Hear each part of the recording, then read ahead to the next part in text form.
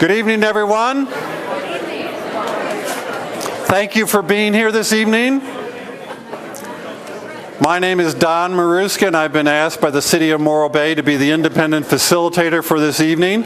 So my job is to help get as many questions as you have answered as possible, and to make sure that you're getting as much information from this session as can be delivered. And I see there's lots of people here tonight, so that's wonderful.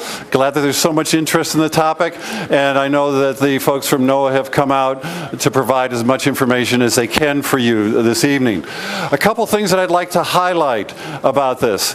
As indicated in the flyer that was sent out and in the flyers that we handed out to you at the start, this is not an evening to debate the Chumash National Marine Sanctuary application. That has a formal process that occurs with defined and elaborate and extensive public participation and public hearing settings that you might be familiar with in a more formal sort of setting.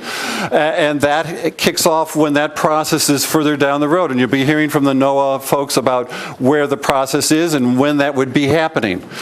What the City Council asked for this evening was the City Council members themselves, and they felt that the residents of the community would like to learn more about National Marine Sanctuaries, what they do, how they function, how they grapple with the issues that are of concern to you in other parts of the West Coast where they're located, so that you could have some more information about how they operate and how they function. So that's the purpose of this evening.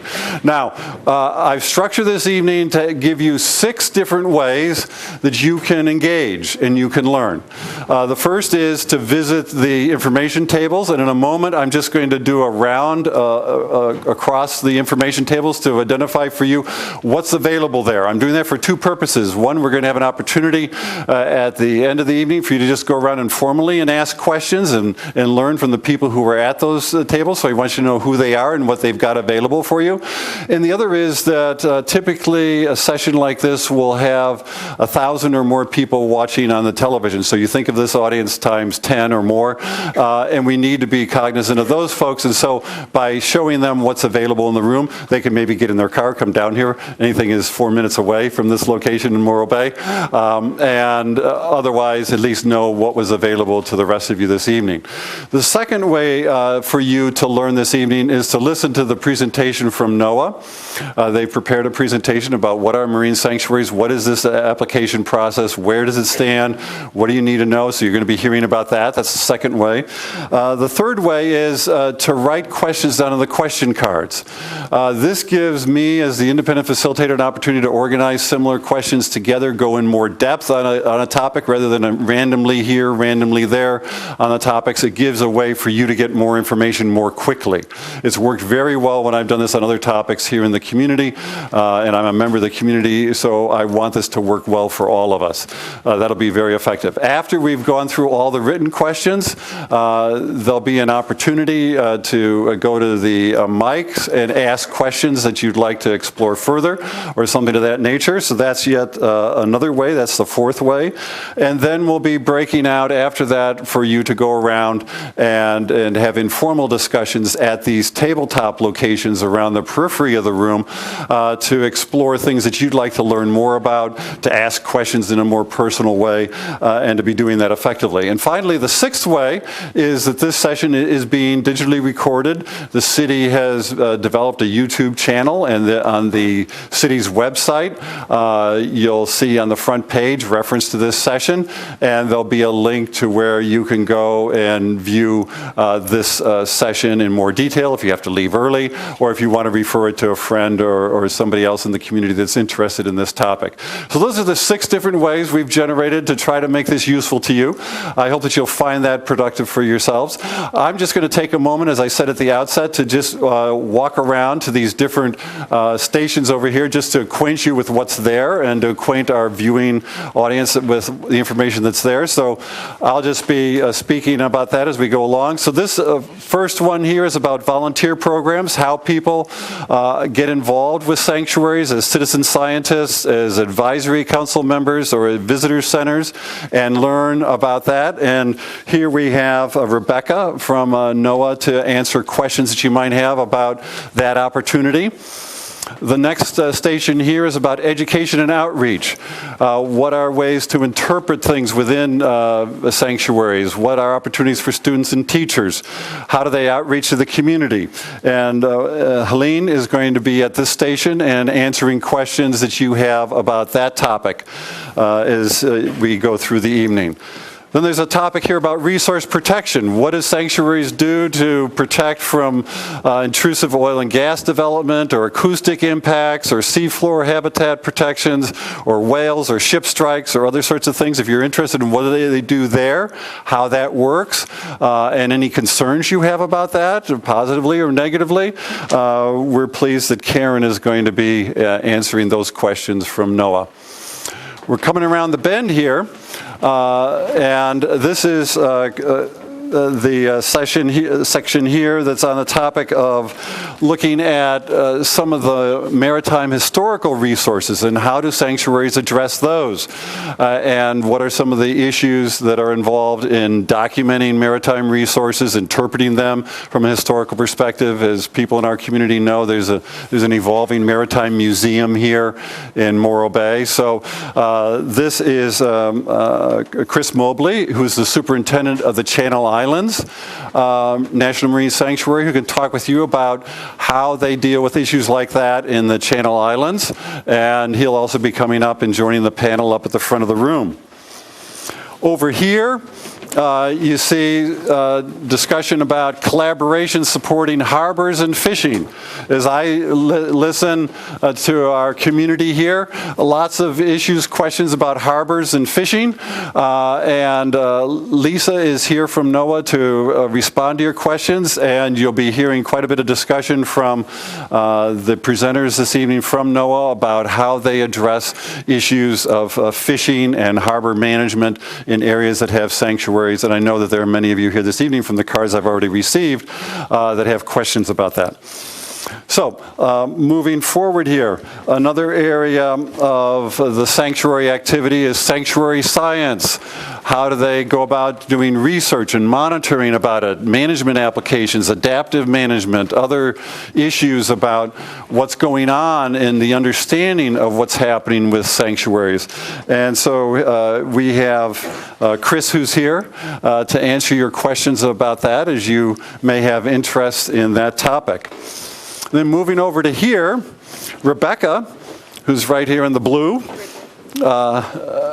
Bridget, excuse me. Bridget, I had the wrong name written down. I apologize. Bridget is going to address questions of water quality. How do sanctuaries address issues of runoff, of water quality, monitoring, engaging citizens in monitoring water quality? What's involved in the whole area of water quality, and what does that mean in the sanctuary environment? And then rounding the corner, and the last area of discussion here is community partnerships. And Paul Michel, who is the superintendent for the Monterey Bay National Marine Sanctuary, he's also going to be up at the front on the panel, but he's going to come back here after the presentation and after the question and answers to be helping address more questions about how do the sanctuaries partner with organizations for special events, for involvement, for visitor centers, for things that you might want to do from a tourist point of view or whatever. So I just wanted you to know what are the resources that are in the room and how those are available, especially for our audience that's at home.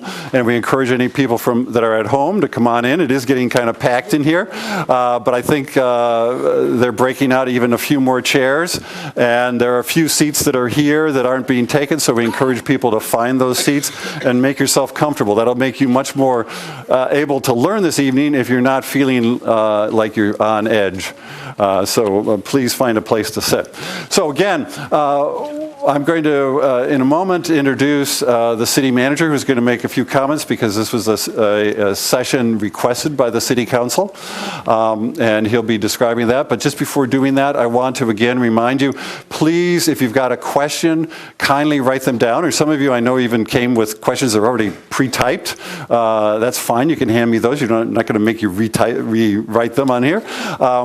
But while the presentation is going on, I'll be organizing those so that we can get as many of your questions answered as possible in as deep and an effective way as we can. So if you've got questions, please please fill out a card. If you don't have a card and you have a question in your mind, raise your hand, and Eric Endersby, who is the harbor master here in Morro Bay, can get you one, or I'll be glad to give you one right here. Is there anybody else who has a question in their mind? Okay. And this doesn't limit you to, if you don't have one now, you can get one from Eric at the back whenever you have them. He's right there. Eric, wave your hand for all the folks so that they know where you are. So if you've got additional questions and you want to get them in, we'll be doing, as I said, the written questions first. This has worked really well to get more information out to all of you. So, pardon me? Yeah, if you've got a question, if you've already written a question down, please give it to Eric or bring it up this way over here to me, and I'll be organizing them. We want to be sure to get those. Anybody have a question already done that you want to turn in? Just hold your card up until Eric picks it up, and we'll get as many of those organized right at the start here as possible. Thanks so much. So with that brief soft introduction, I want to formally open the evening by introducing the city manager, Dave Buckingham, who's going to be describing the purpose for this evening and introducing our presenters. Thank you. Let me get you the microphone. I've got one here. Is this working? AGP, is this working? Okay, great. Hey, welcome. I'm Dave Buckingham. I'm the city manager here. So in September, the Morro Bay City Council met to further discuss the pros and cons of a national marine sanctuary off the coast of Morro Bay. After much discussion, the council noted that there were still many unanswered questions and decided that it would be wise to get more and better information about the National Marine Sanctuary system before potentially updating the city's formal position with regard to the proposed Chumash Heritage National Marine Sanctuary. Give me a little more volume on here, May. To get some questions answered, the City Council asked the staff to invite representatives of NOAA to hold a public forum here in Morro Bay so that our residents and other interested folks, of which there are a few, in the region could learn more about sanctuaries in general and the nomination and designation process in particular. While the city is not formally hosting this meeting, we are thankful and we're appreciative that NOAA was willing to bring their understanding and their information on sanctuaries here to be accessible to our residents. It's important to note that this is not an official city meeting. That is, the City Council is not in session, and there are no decisions to be made tonight. The purpose of this meeting is learning, not advocacy. That is, we're hopeful that everyone leaves here this evening with a better understanding of sanctuaries and with any questions they may have about sanctuaries, about their effects, and about the nomination and designation process answered. Finally, it's important to note that something has changed since the September 22nd council meeting at which the council asked staff to see if NOAA would come down to have a community forum, and that is that in early October, the Chumash Heritage Sanctuary was formally placed into nomination. But as we'll hear in a few minutes, that is really just the first step in a very long process that may or may not end up in a designation of a sanctuary.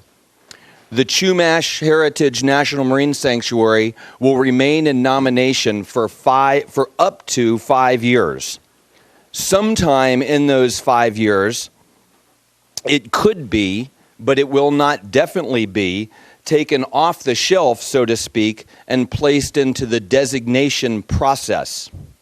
That designation process normally takes 2 to 2.5 years, as you'll hear in a few minutes. That also involves significant public consultation and public input and does not necessarily guarantee that a nominated area will end up as a designated sanctuary. That's important for us to understand up front tonight because, again, it gets to the point that this evening is about learning. It's not about advocacy. even though the Chumash Heritage National Marine Sanctuary has been placed into nomination, we are likely several years away from the beginning of a 2 to 3 year process that could result in the proposed Chumash Sanctuary being designated as a National Marine Sanctuary. So with that, I'd like to turn it back over to Don, who is going to introduce the panel and get on with tonight's informational forum. Thanks. Thank you very much, Dave. And we appreciate everyone setting the questions up. I'm organizing them. Look like lots of good, meaty questions, so thanks for your interest and engagement. So what I want to do now is I want to introduce the team that's presenting here from NOAA, and that's being led by Bill Duros, who's the regional director for the National Marine Sanctuaries. And then he's joined by the team, and I guess it'd be a good time, Paul, if you're coming up are you coming up to answer questions here at the front with Bill, or how did you want to organize that, Bill? Or after the presentation. After the presentation, they'll come back up. Okay, so NOAA has organized a presentation to address the questions that the City Council had in mind for this session tonight, and those and they mirror the questions that you have. You know, where is this current application in the process? What do marine sanctuaries do? How do they deal with the questions of local communities and local community interests? And so, Bill, if you would please carry us forward with that. And would you like to be seated or stand or whatever your preference? Stand. Okay. Thank you. Is this working? Not very. There we go. All right.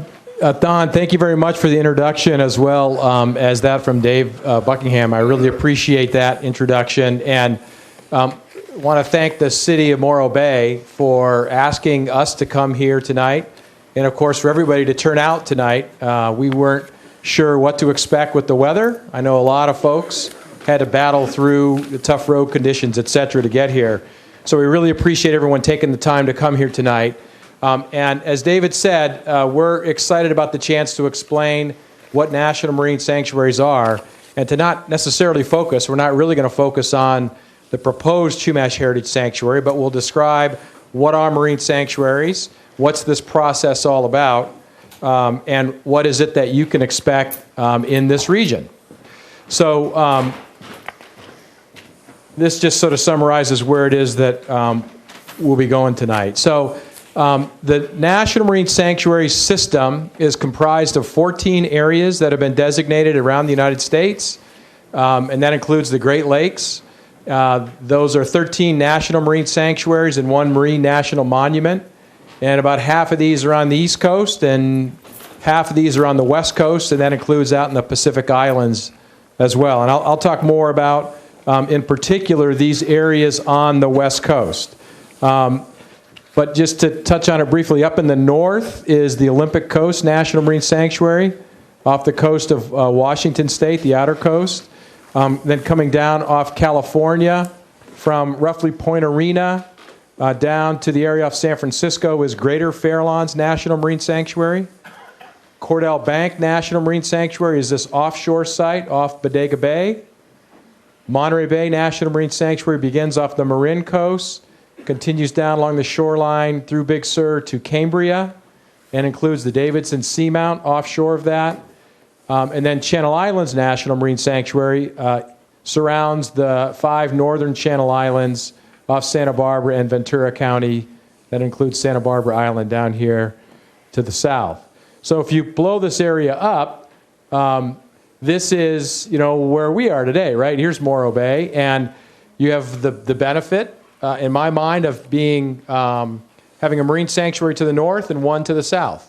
And where other parts of the country, folks like you, meetings like this have and will take place where the community is interested in understanding more about a marine sanctuary, you have the benefit of having marine sanctuaries just to the north and just to the south. And that's part of why we structured the evening the way we did tonight. And that's why there's staff here from the Channel Islands Marine Sanctuary, Monterey Bay Marine Sanctuary, and even someone from our headquarters who are out here to help share information with you about what these marine sanctuaries are and what they mean. And so the area proposed for the Chumash Heritage National Marine Sanctuary is basically all of the San Luis Obispo County coast, in the northern part of the Santa Barbara County coast to about Gaviota, and this offshore area, including the Rodriguez Seamount. It comes to the edge of the Channel Island Sanctuary and the Santa Lucia Bank and other offshore features. So that's the area that they've proposed and put forward. The proponents for that, many of them are here in the room tonight. So we've got a website where you can find the proposal itself that's been put forward. And in that proposal, you can see attached the many people that have supported this proposal. So San Luis Obispo County and National Marine Sanctuaries actually have had an interactive history for quite some time. When Monterey Bay National Marine Sanctuary was designated in 1992, that included a portion of the San Luis Obispo County coast. A lot of folks may not know that, but there is about a 15-mile stretch of the coast off Cambria that is part of the National Marine Sanctuary. When the management plan review process was, the process was initiated to review the management plan for Channel Islands and Monterey Bay National Marine Sanctuaries. Those were done separately, but during that process, our agency received a whole number of comments from people asking to see Channel Islands expanded to the north. A year later, Monterey Bay Sanctuary expanded to the south. And we didn't take action on either of those requests. To be fair, there was opposition to that as well at that time. But that's been a proposal that's been around for the last 15 years. But the relationship and interaction with the National Marine Sanctuary goes back even farther than that. In 1977, when the National Marine Sanctuary program was creating a list of recommended areas that could become marine sanctuaries, the U.S. Fish and Wildlife Service put forward Morro Bay and the waters off Morro Bay to be a national marine sanctuary. At that time, NOAA didn't accept that proposal, but a number of years later, a new process was conducted where NOAA enlisted experts from around the United States to give us input on areas that they thought should become marine sanctuaries. And this same area was put forward in 1983, and NOAA did accept that as a national marine sanctuary candidate site.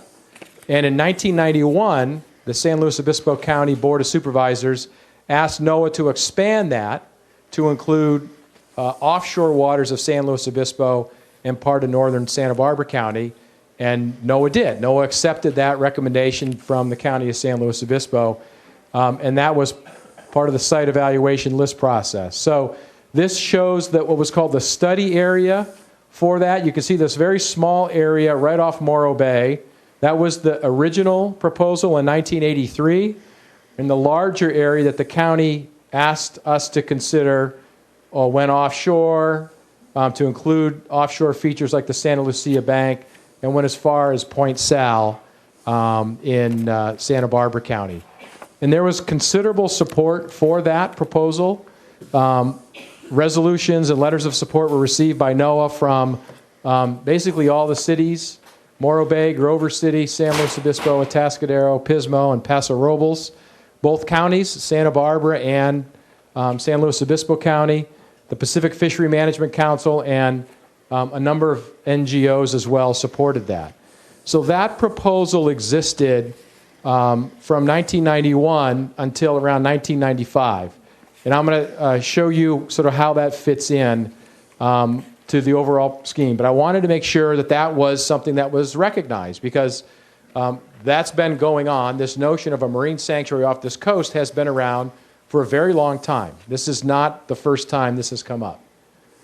1972, the National Marine Sanctuaries Act was passed by Congress, and within a couple of years, we created this list of recommended areas. This is where that first proposal for the Morro Bay Marine Sanctuary came up, but we did not accept it at that time.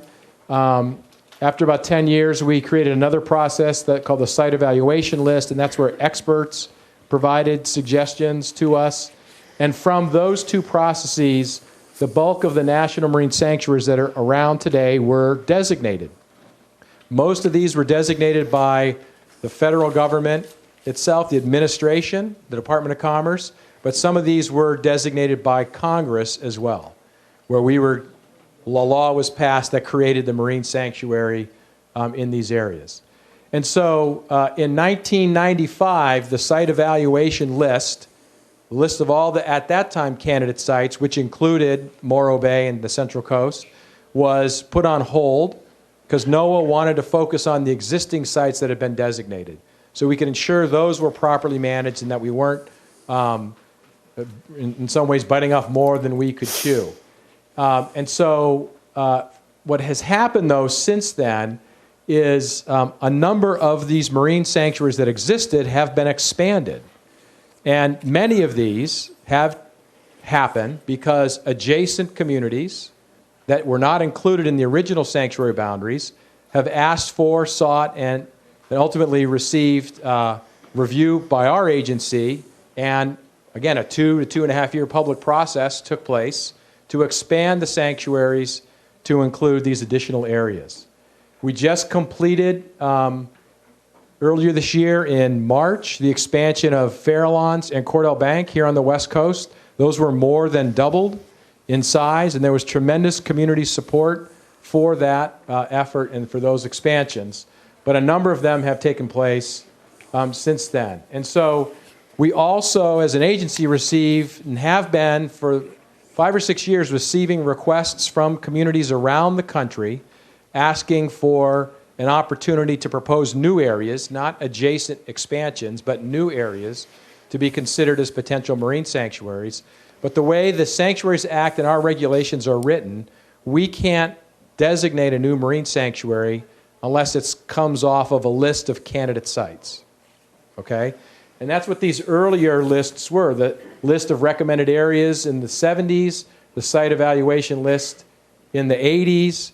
And so a new process was created, the sanctuary nomination process, and in June of 2014, that process opened up for the public. And we've received nominations from around the country, and that's where the Chumash Heritage nomination, that's the process to which that nomination was submitted. So this gives you kind of a landscape of the sanctuary system, where it's come from, the time frame, and once a key thing in my mind is once the site evaluation list was deactivated, it wasn't long before there were communities asking for expansion of existing areas. So this 2014 process, the sanctuary nomination process, has a number of steps to it. Down here, number 1, the community builds a nomination that's then submitted to NOAA. We conduct an initial review of that to determine if it's complete or not. And for those that have been following this particular nomination, NOAA first received a nomination in February or March of 2015, and with that nomination, we found it was incomplete because we felt there was additional information just to conduct the review that we needed to see. We provided that comment back to the proponents. They resubmitted in July. We found that complete, and then over a 3-month period, as Dave Buckingham mentioned, including there were some hearings here, meetings here in Morro Bay and other parts of the community where folks were interested in commenting on that process. And we received and took into consideration whatever comments we did receive in favor and in opposition to that. But ultimately, in early October, we found that that nomination met the criteria that had been established for consideration of nominated areas. All right? And so that's where that nomination sits today. It's in the inventory of nominated sites that could be considered one day for designation. Are you sure you're not closing this area down to fishing like they did in that bay up there, Drake's Bay? Ma'am, if we could, there's a whole set of questions and questions around fishing, so we're not closing that off. But I think the best thing to do now is to let NOAA complete the presentation. And then address the questions, and there are a number of questions about the topic that you're raising, so we'll definitely get to them. And this presentation will get to that as well. So to date, there are now 6 sites that have been submitted for consideration. Some of these have been submitted several times. So the Chumash has been submitted twice, and the Eubelina-Oculina area off Florida has been submitted twice. But we've accepted into the inventory 3 sites: Mallows Bay in the Potomac River off Maryland, Lake Michigan and Wisconsin, and then the Chumash Heritage Site here. These other 2, Mallows Bay and Lake Michigan, have now been moved forward for designation, and I'll describe that process next. The Chumash Heritage Site is in the inventory, and we've declined the Aleutian Islands nomination and Eubelina-Oculina, and just received on Monday this area in Lake Erie. They've called the Lake Erie Quadrangle. I have not had a chance to look at it myself. I believe it's shipwrecks that are in Lake Erie that have been nominated. So these are the nominations that we've received to date.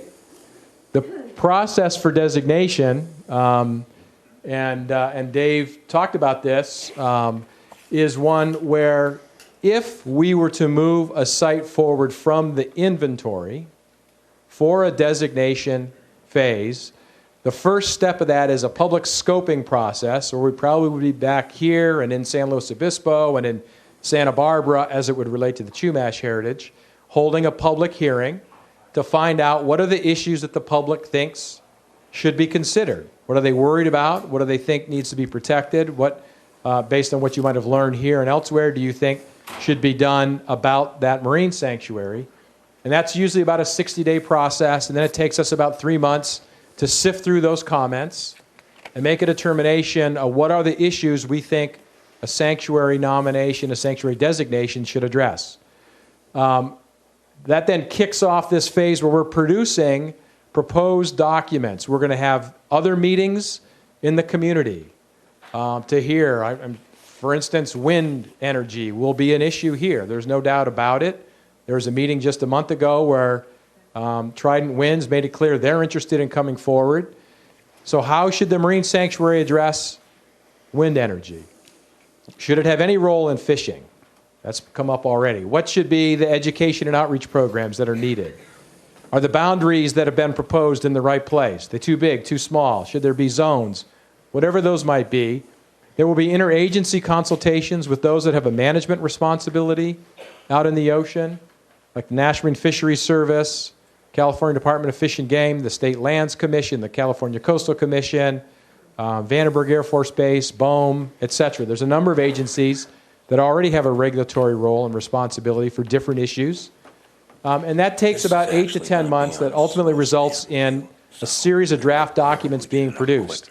A management plan that identifies the issues that will be addressed with that marine sanctuary. What are the regulatory actions that the sanctuary will be responsible for?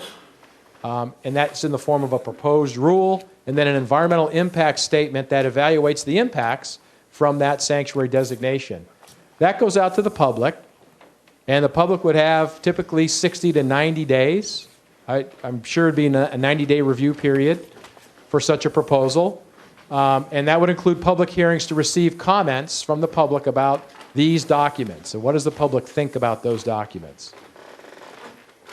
From there, we work to finalize those documents. And a key aspect of this is responding to the comments to identify what did we do differently because of the comment that we received? Did we change the boundaries? Did we make the regulations more protective or less protective?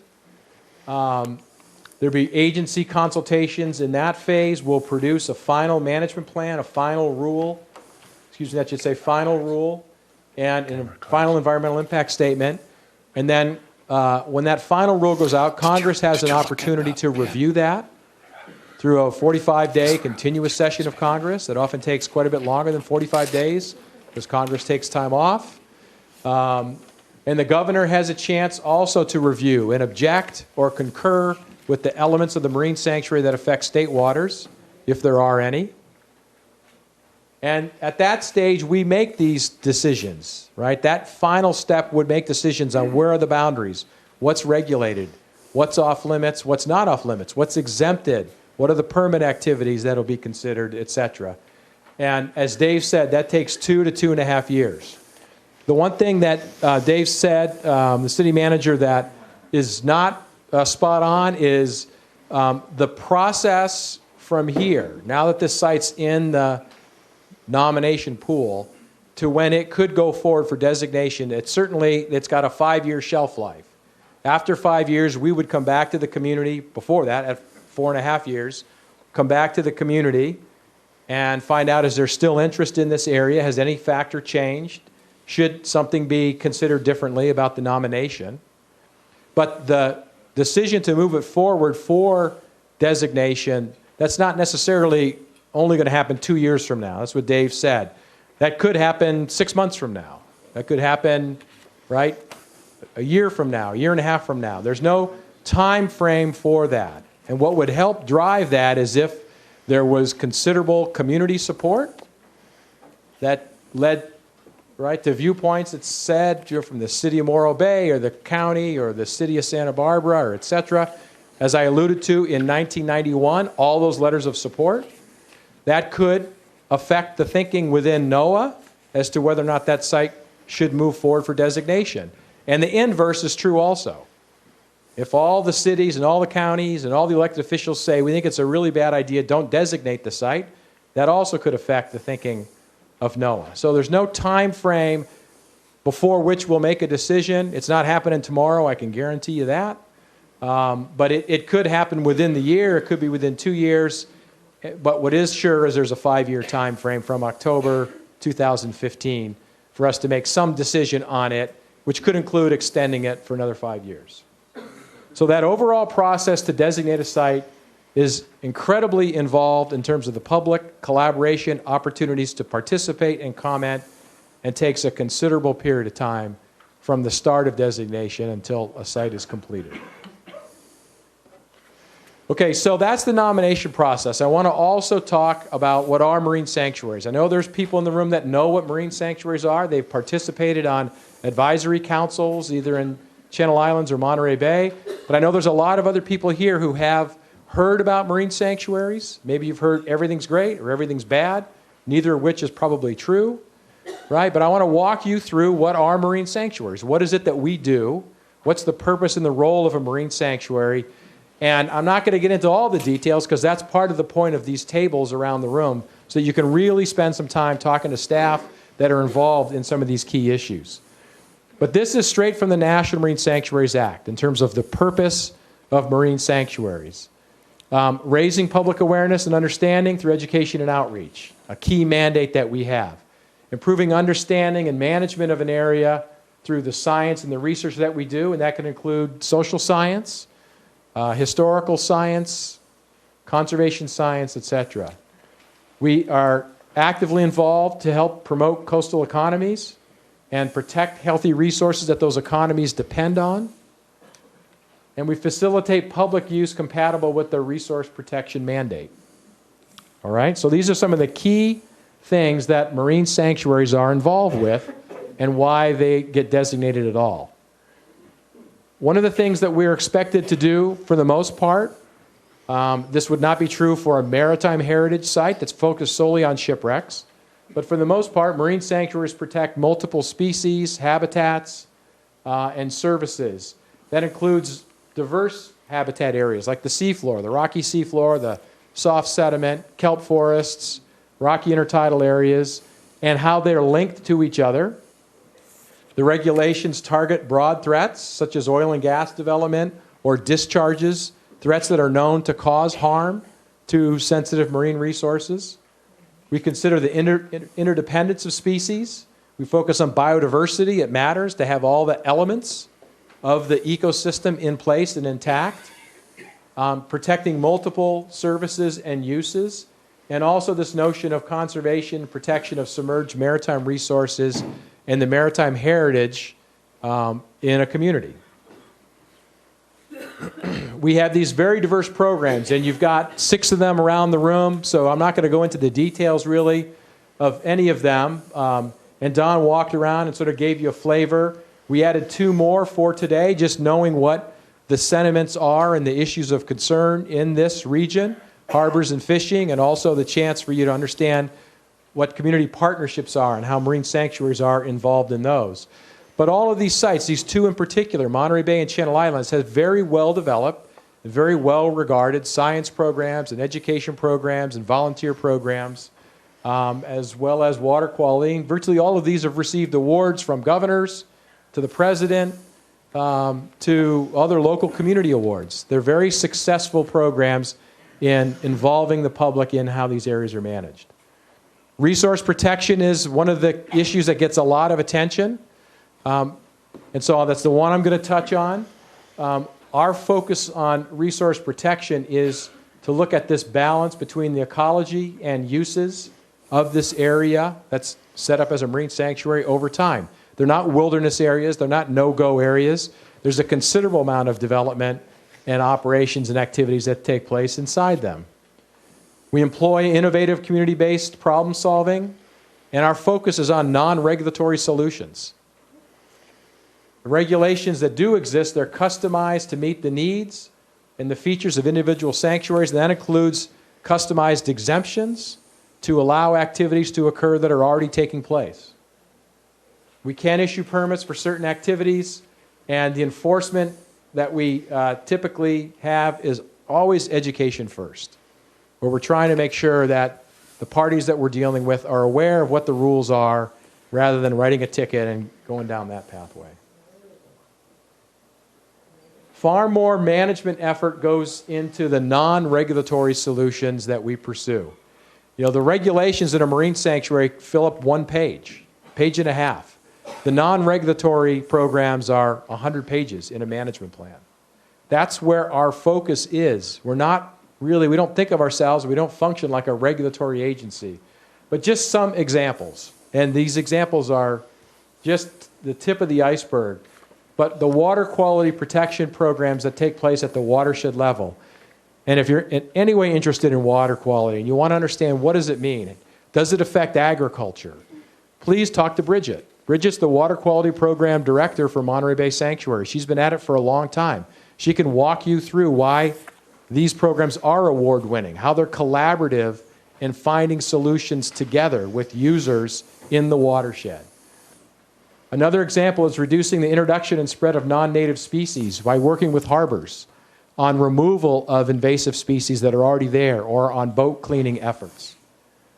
There's a number of different programs that are designed to help protect marine mammals, whether that's working with the shipping industry or with docents and kayaks to help advise other kayakers or scuba divers to keep their distance from marine mammals so they're not harming and harassing them.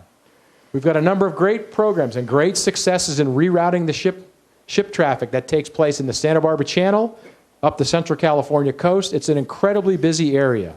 Around 3,500 to 4,000 transits a year go through those waters. And we've worked with the shipping industry on a number of programs to get them to move their ships farther offshore, to segregate them so you don't have hazardous cargo containers near shore or potentially at risk of collision with other more common cargo containers. And it's been a very successful program. Through the volunteers that you can learn about for the table Rebecca's at, we have had a number of different initiatives where we've got volunteers on whale watch boats, helping in docent programs along tide pools. And then Paul can talk to you about the various initiatives we've got to help promote tourism and recreation in particular. There's a study that we released on Monday of this week about Northern California and the impact of tourism there and how the sanctuary helps promote what amounts to $127 million in sanctuary-specific tourism in Gulf of the Farallones, Greater Farallones, and the northern part of Monterey Bay Sanctuary. And we are actively looking for ways to promote, expand, and capitalize on existing programs with local governments, with businesses, with visitor and convention bureaus, etc. So this is where our effort goes to. It goes to non-regulatory solutions. Fishing is obviously an issue that gets a lot of attention, already has tonight. And in marine sanctuaries, fishing is compatible. We are not designating any of these marine sanctuaries on the West Coast to shut down fishing. That hasn't gone on, and that's not at all what we're interested in. The Sanctuaries Act envisions protecting the entire ecosystem, including the fish that are in that ecosystem. And we have numerous programs, regulatory and non-regulatory, that benefit fish and that benefit fishing. In our mind, our motto is a healthy ecosystem helps support healthy fisheries, and vice versa. Healthy fisheries demonstrate a healthy ecosystem. So that's our goal, and we know it's the goal of fishermen and harbors and processors, etc. If limits are needed, there's an extensive process to work with stakeholders, to work with fishermen and processors and regulatory agencies that are involved in fisheries management to seek solutions. And we're always looking first to find a solution that the fishery managers, if it requires a regulation, that they're comfortable adopting. We've got numerous programs where that's been successful with the fishery councils, with the state fishery managers, Fish and Game Commission, and to some extent that which is taken on simply by the Fish and Game staff. And this issue, we certainly acknowledge 15 years ago, there was a lot of confusion about what is the role of national marine sanctuaries.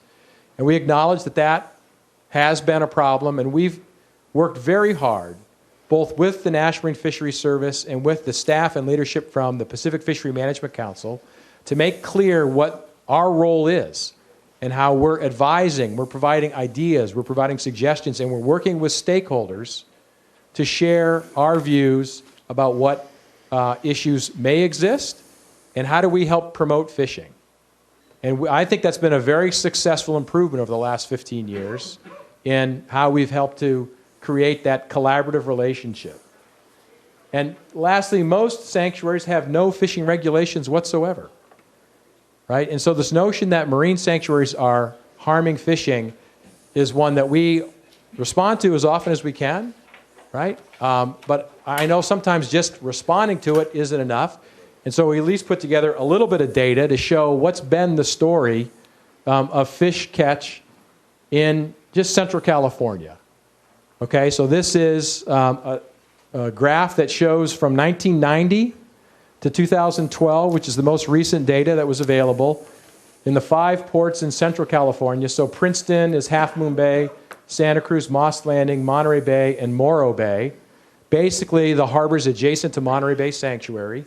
What has been what does the data show about landing? So this is landings in pounds at those ports since 1990. And so Monterey Bay Sanctuary in 1992 was designated, right? And you can see considerable catch. Sanctuary hasn't shut down fishing. There's been tremendous amount of catch. The red is Moss Landing. The purple is Monterey. The orange here is Morro Bay. The blue is Princeton. And then the light green down at the bottom is Santa Cruz Harbor. And if you go back to the left, to the west of this, you'll see very similar patterns where catch goes up, catch goes down, right? And there are certain factors that we know of, that you all know of as fishermen in the community that may have had an effect. The collapse of the rockfish fishery in 98, 99 had an impact on the catch, especially in Monterey, right? Some of these, the sardine fishery was reopened in roughly 1999 as well. And all this big boom at Moss Landing, almost all of it's due to sardines that have been landed in Moss Landing, as well as some squid that have come to that area. Can we provide any more But the chairs? total from these sanctuaries, from these ports in this National Marine Sanctuary, is 1.36 billion pounds of fish since 1992 have been landed in these ports. That's a considerable amount of fishery harvest. Of that, about 5.5% of that total was landed here in Morro Bay since 1992. Okay? But there's also the value. What does that catch mean once it's sold by the fishermen? And this is what this chart shows. So again, the same colors. Red is sort of blocking you. Yeah, sorry about that. Red is Moss Landing. Blue is Princeton. Orange, again, is Morro Bay. Monterey Bay is purple. Santa Cruz is light green. And these are adjusted for 2013 dollars. And so you can see what does that catch meant. And the interesting thing to me is that's $500 million since 1992 in terms of fisheries catch at these ports, the bulk of which is happening inside Monterey Bay Sanctuary. But Morro Bay is 20%. 19.4% of that total is Morro Bay. And that reflects a higher value fish that's landed here at this port, right? Because it was 5.5% of the total by weight, but it's almost 20% of the total value since 1992. So there's many ways you can look at fisheries issues, and this isn't meant by any means to be the definitive assessment of fisheries, but I wanted to at least share some information because I know what's come up often is that this view that national marine sanctuaries have been bad for or have harmed fishing. And that's not been the case. There's been considerable fish caught and landed. This is just one marine sanctuary, right, at an incredible value. And it's a very important part of the economy, again, that we think is essential to see thriving inside a marine sanctuary. Sanctuaries have advisory councils. These are essential links to the community. And the typical Marine Sanctuary Advisory Council will have 15 to 20 members comprised of individuals that represent certain seats. So to give you an example, Monterey Bay has an agriculture seat on the Monterey Bay Advisory Council. Business and tourism separate from recreation. Commercial fishing and recreational fishing. Channel Islands Marine Sanctuary doesn't have an agricultural seat, but BOEM sits on that, given the oil and gas development activities that take place in that sanctuary, adjacent and near that sanctuary. Channel Islands also has a Native American seat that Monterey Bay Sanctuary doesn't have. Many of the other elements are in common.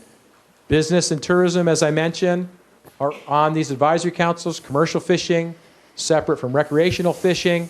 Science, community at large, education and outreach, etc. And these are folks that meet about every 2 months and provide essential advice and guidance to the sanctuary manager and provide a forum for us to bounce ideas off, to hear from different constituencies about particular ideas.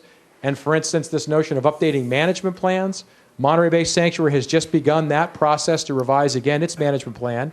And the Advisory Council is an essential partner in helping work through that. And so government agencies also sit on these advisory councils, and in some cases they're voting, in other cases they choose to be non-voting. But that includes local government, sits on both Monterey Bay and then a separate person on the Channel Islands Advisory Councils. So these are our essential link back to the community that's part of our ongoing interaction when sanctuaries are designated and how we manage by involving the communities. All right, the last thing I'm going to touch on, and then I'm done, is to just share with you some thoughts on values. Because some of the nuts and bolts of what is a marine sanctuary and how many advisory council members there are, et cetera, is hard to grasp. But some of these issues of values, many folks can identify with. Either you agree or you disagree. Either you like it or you don't like it. But these are values that we tend to find exist where marine sanctuaries are successful. This is our philosophy that, again, healthy natural resources support healthy coastal economies. That's a value that we have. That it's critical for future generations to be able to enjoy the coast. And enjoy is a lot of different things. To catch a fish, to walk on an unspoiled beach, right? To see whales offshore or sea otters. Innovation is a driver. To us, innovation in how we manage is a very important part of what we try to do. Meaningful connections to the public. Engaging the public in comprehensive management of coastal places. An informed public is an empowered public, and communities matter and special places matter. That's why this revised sanctuary nomination process is very heavy on community support for a nomination, rather than have a panel of experts go around the country and point to various places they think are important. This has been designed to be a bottom-up process. So I'm going to just focus on a couple of these and just give you a little bit more detail on what do I mean by these. So for healthy natural resources and how they support healthy coastal economies, as I said, healthy ecosystems mean healthy fisheries and vice versa. At each sanctuary, coastal and ocean-dependent economies valued at hundreds of millions of dollars depend on healthy sanctuary resources. We can directly trace back successful businesses and healthy resources, as well as those that suffer when the resources suffer. And tens of thousands of jobs, if not hundreds of thousands of jobs in some places like the Florida Keys or Monterey Bay, depend on healthy resources. Our efforts are customized towards the economic drivers in a region, in an area. It's not a one-size-fits-all. It's designed to help support those activities that are needed. And the advisory councils, which include business and tourism or recreation seats, are really important to help us provide and receive that feedback. And our national program even has a national level business advisory council where we're trying to connect as best we can to businesses and what that means. Examples of how innovation is a driver. The Obama administration, when it first came in, was talking a lot about marine spatial planning, and the only examples that they could point to were inside national marine sanctuaries about what they meant. And marine spatial planning is this notion that you can identify the uses in the ocean, and you can identify how to avoid impacts by segregating those or overlapping those depending on what the outcome is. Right?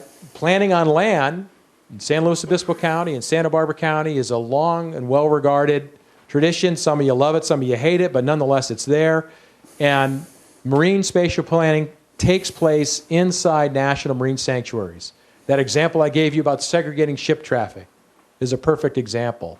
Identifying and approving previously existing harbor dredge disposal sites, another example of what marine sanctuaries do.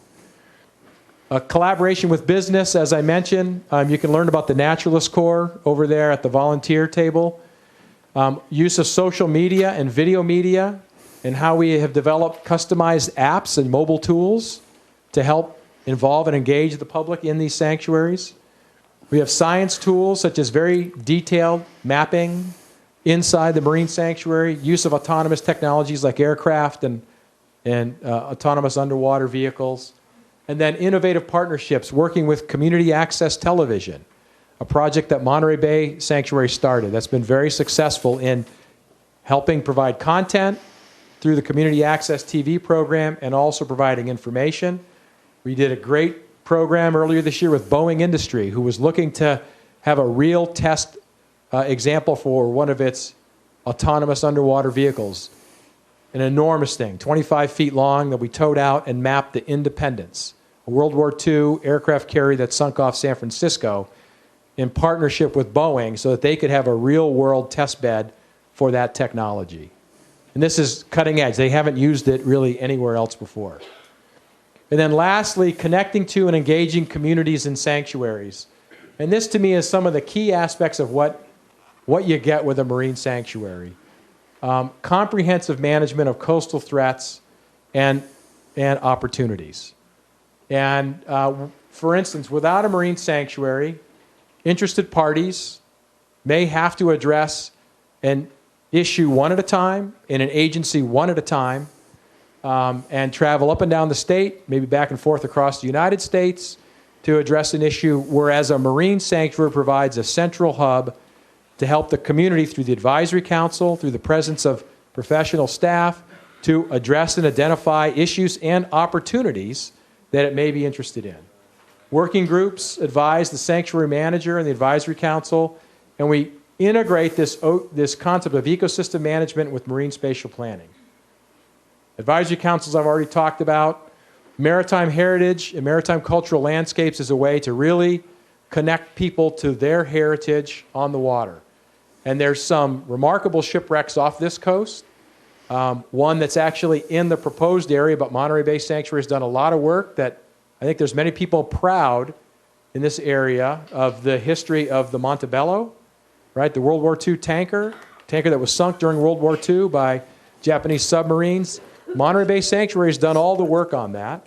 It's actually, though, not in the sanctuary. It's just beyond the boundary off Cambria. And it's a fantastic story of that ship and what it meant to this country and what that attack meant on U.S. soil. And the rest here, citizen science, special events, special initiatives that connect with diverse cultures, visitor centers, exhibits, signage, volunteering. All of these are ways where the community connects to the ocean, and the sanctuary is the organizing hub north of you in Monterey Bay, south of you in Channel Islands, and elsewhere around the country. And so it's just something we would like the community to think about here in San Luis Obispo County and in Santa Barbara County as it relates to this marine sanctuary nomination. Are these values that you support? Are these values that you can identify with? And do they resonate with you? And maybe they don't. Because what we've been very clear to say to folks is that a marine sanctuary they've been very successful where they have existed so far. But we don't have the view that everywhere it's the right tool or the right program or the right initiative. Maybe it's the right way to approach comprehensive coastal management here, maybe not. That's part of what the community gets to decide and gets to be involved with through your elected officials, through a meeting like tonight, and through this nomination and designation process. So we ask that you think about this. And that's the last slide. Here's some websites for more information. Channel Islands, Monterey Bay, the West Coast Regional Office, and the nomination process. And again, thank you all for coming tonight, and I appreciate your time.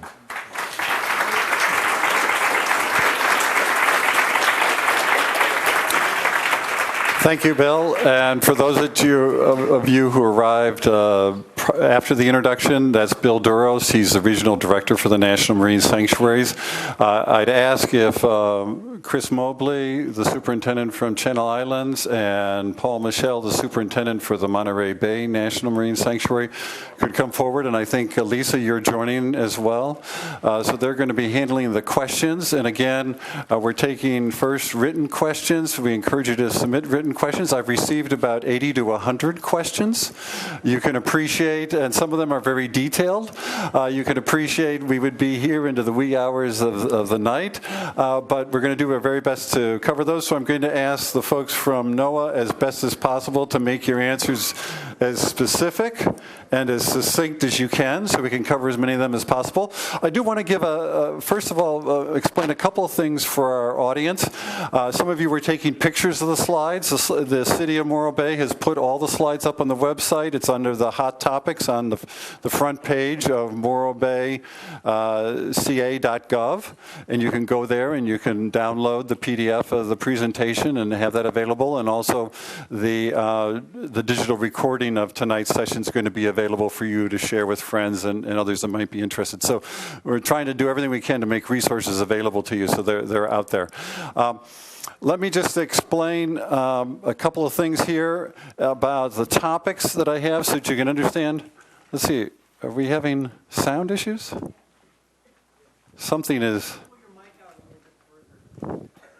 I don't think it's this mic, but AGP, if you can check the sound, I think something is... Move it back? You want it back like that? Yeah. Okay. All right. It was me. Sorry. Okay. So let me just cover the topics that I'm seeing, just so that the audience has an awareness of what we're going to be hitting. The first set of questions that I'm seeing here are questions related to, okay, how... you mentioned the benefits of a sanctuary, but how in concrete terms have they made a difference? And some people are asking, what information is there from Monterey or from Channel Islands or elsewhere about how the sanctuary has indeed made a difference in that context. There are also some questions about, well, how are these sanctuaries funded, and is there funding to expand the sanctuaries in this way? There are questions that relate to then the process of the nomination and designation, how the public can participate in that. Are there opportunities for the public to vote? How do they provide input? So we'll be hitting into those. There are questions that come out about what is indeed the impact or the limitation of the impact of sanctuaries on oil and gas development and that sort of a topic. There are a series of questions, as you anticipated, with regard to fishing issues, and we'll be heading into those. There's also some questions about how it might affect other uses, energy projects, desal, other things that might be considered that people either want to have considered here or don't want to have considered here. There's some other things that are being raised by agricultural interests and others that are sort of upstream, wondering what impact sanctuaries have about that. Some specifics about some ocean ecosystems and sea urchin barrens and other things of that nature. And then there are a number of questions that I've segregated off to the side here that are really questions about the Chumash heritage application itself, and are really questions to be asked of the group that submitted the application, because they're asking, well, why did you decide to do it? Who's supporting it? Everything else. That's, as I think Bill indicated, is available on the website. And if you have questions about the specific application, I would suggest you direct those to the people who submitted the application, because they could answer, why they did it and how they went about it and that sort of thing. And there's finally a group of questions here that are pre-printed questions that were submitted multiple times, so I'm not going to be doing those multiple times for you. But otherwise, I think we're going to be covering all of the different topical areas. So let me march through those. So what information can you share, or how do you go about assessing the impact? Are there metrics for the performance of a sanctuary? How do you test before, after? What are some of the things that you might point to in Monterey Bay or in the Channel Islands that would be evidence of how they've made a difference?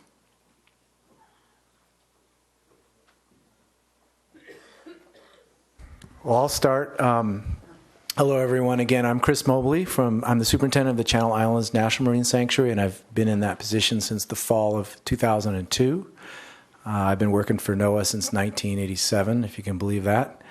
So what I would say in general, one of the things sanctuaries do is a document called a condition report, where we work with scientists and data sets that we have available, and we try and assess what's going on. What's the state of the sanctuary? What's the condition of its marine resources, like birds and marine mammals and fishes and water quality, and what's going on with harmful algal blooms, what's going on with all kinds of factors, including socioeconomic factors, what's going on with the fishing industry, what's going on with public use and public values, and so forth. And so that's an assessment we do, and then we sometimes there's questions that come out of that. That leads to science needs documents that say this is the kind of science we need, whether it be ecology or social science, so we can go and get more information. You'll hear more about that from Chris Caldo, my research coordinator, those types of research projects we do in collaboration with universities and others. And so we really try and understand through real data, as much as we can, what's going on in the sanctuary and how is it changing over time. And of course, as you know, as was mentioned, there's already multiple jurisdictions and agencies that at one level or another are trying to protect these same resources. You've got the fishery management agencies, you've got the State Lands Commission, you've got local jurisdictions, you've got a number of entities whose job it is to try and protect these resources. So whether or not the sanctuary itself is responsible for if the sanctuary condition is improving over time or not is sometimes hard to pick apart. But I can say for sure, as Bill was describing, we become an organizing hub that bring all the agencies and all the interest groups together so we can assess the health of the sanctuary together and work together to develop solutions to address problems or improve situations. And in many cases, we can document success. So for example, as mentioned, the shipping lanes in the Santa Barbara Channel, we did research that showed that they were running right through the heart of a key blue whale aggregation zone. Every summer, the blue whales like to hang out between Santa Cruz and Santa Rosa Islands, smack dab in the middle of the channel. And that data set led to working with the International Maritime Organization and the shipping industry to move that shipping lane a mile. Doesn't sound like a lot, but it substantially should reduce the risk of whale ship strike and other interactions in the future. That's a tangible, measurable thing we did that we hope and think will reduce the risk of ship strikes to whales. Another thing we did, and there was great controversy and conflict over it, and many of you have heard the stories, but way back in 2003 and then 2007, the state closed about 20% of sanctuary waters in state within 0 to 3 miles to fishing. in a system of marine reserves that we planned collaboratively in a public process. It was called the Marine Reserves Working Group. That's the Sanctuary Advisory Council engaged this issue. And then through a federal planning process, then extended those closures into federal waters to the sanctuary boundaries. That part was done in 2007. The 10-year monitoring report just came out on that. It's based on real data, doing things like counting fish, measuring their size, measuring their densities. And we find that, yes, indeed, within the sanctuary closures, about 20% of the habitat, there's been a substantial increase in the diversity, size, and number of fishes, particularly the harvested stocks. And also, very importantly, outside of that area, the 80% that's still open to fishing, there was not, at least not measurable, substantial congestion or overfishing or those types of concerns that did come up. So that is a case where we showed that management action, which definitely had significant opposition, that what we predicted would occur, as far as we can tell from the data we've been able to gather working with partners, it is doing what we expected it would do, which is increasing the health and resiliency of that 20% of the waters, which we hope increases the long-term sustainability of the sanctuary overall. So that's just two examples there. There's others, but those are two very tangible examples. And if you talk to Chris in the back later or connect with me, we can point you to documents and other information to give you more about that. Good evening, everyone. I'm Paul Michel, Superintendent of Monterey Bay National Marine Sanctuary, and I've been with the Monterey Sanctuary since spring of 2007, and I too started my federal career the same year Chris did, which just goes to show you that we age at different rates, I think. But I wanted to get to Don's issue about, how do we measure success? And I don't have any sort of complicated rubric by measuring success. What I pay attention to is the feedback that I get from the community. And a couple of areas I wanted to share with you where we've received tremendous positive feedback for the work that we've done. We'll talk about our visitor centers, and that's where we engage with communities and the public about what's so special about these places. And one in particular, the new visitor center that we built in collaboration and partnership with the city of Santa Cruz, was a real game changer in terms of what the city was trying to do in that part of the town. It was an area that they really had targeted for redevelopment and engagement and reinvestment to turn that part of the city around. And so having the visitor center be that anchor to really help reinvestment in that part of the city has been a real exciting part of the city of Santa Cruz and the direction that they're heading. And so it's now become a great community asset. There's all kinds of programs that we do there for school kids, and the community has now really seen it as a meeting place, as a place to rally. And it's just had this reverberation effect across the city that's been very positive. And so we get a lot of accolades from the city and county of Santa Cruz for that visitor center that sees 100,000 or more visitors a year. And similar to those that may know our Coastal Discovery Center in San Simeon, although just a tiny visitor center, it is the little engine that could. They do a tremendous amount of outreach there and work with school groups. And if you've never been to San Simeon Bay to see the wildlife there and visit our visitor center, you got to see what happens there. So we get a lot of support and feedback from, for example, the visitor bureaus and the chambers in San Simeon and Cambria about the positive effect that that little visitor center has on tourism. Another area that we get a lot of good feedback on is our ag water quality program. So what we do is work with the ag community on best management practices and where they can demonstrate the effects that they're having on their individual operations to improve water quality. And it's kind of a peer pressure thing in the community, whereas you'll get a group of farmers that are doing really cool and innovative stuff on their properties, and they want to share that to some extent with their colleagues, and others get very interested in that, and it really helps them. And we get a lot of good feedback on us being able to facilitate that tech transfer. And then finally, or I have actually two more. One that we've got a lot of great feedback on is our Fishermen in the Classroom and our Voices of the Bay project. For a number of years, we were facilitating an active oral history project to get the oral history of fishermen documented. And so we did that, and we also brought fishermen in the classrooms around Monterey Bay area to talk to kids about what it's like to be a fisherman. How do you fish? What are the fish that get caught? Fish are not just something that appear in Safeway. There's a whole process involved. And so that was something really positive that we've heard great things from fishermen about that we've done. And then lastly, we have an Ocean Guardians program in our schools where we get school kids involved in stewardship, so picking up trash, learning about the ocean. And what's amazing about this is that the kids often then teach their parents about things like recycling and proper, best management practices. And from our Ocean Guardian schools came the plastic bag ban in Monterey County and the cities of Monterey. And we had kids showing up at city council meetings saying, we don't need plastic bags anymore. And if you shop in Monterey area, you'll notice a lot of the communities there, they don't allow plastic, they don't sell plastic bags, they don't give out plastic bags. So these are kind of things that we hear, positive results of the things that we help coordinate and facilitate. So I wanted to share that with you. Okay, let's move on to another topic here because that's just one of 10. The next topic really is relating to questions that the audience has about what happens next in the designation process. How do people express support for the sanctuary or opposition to it? Does voting make a difference? How do you weight, what the San Luis Obispo County Board of Supervisors might choose to do or not do?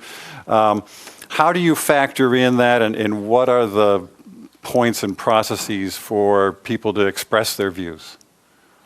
And sort of roughly when would that happen? I know you had a whole chart up there and everything else. Yeah. But you just quickly summarize what would be the next opportunities. I'll make it quick. It seems like my email box isn't wanting for attention. I get a lot of letters of support and a lot of letters of opposition from folks in and around this community. We aren't actively soliciting that, but we don't turn it away. So that's one way, is they could send to me or to Lisa their thoughts. As I understand it, it's not under my control, but I believe the city of Morro Bay and the county of San Luis Obispo have been considering whether or not to hold a hearing over the next couple weeks, couple months, to make a decision or not on whether or not they want to take a position on what would now be the designation phase, should this nominated area move forward for designation. Maybe other cities are interested in doing that. Maybe the county of Santa Barbara is going to do that. Those would be forums to attend and express your interest there, because what the elected leaders think matter. We're a federal agency, right? So sharing your views with Congresswoman Capps, who's the representative in this area, or Senators Boxer and Feinstein, is a worthwhile thing to do also. Pro or con, you can share those insights with them. And so at whatever point in time we then make a decision that we're going to initiate the designation phase, as this earlier slide said, there's an opportunity there for direct comment and sharing of views at that point in time too. But I think I understand the question. Some of it's about how do we influence that prior to NOAA making a decision whether or not to advance it.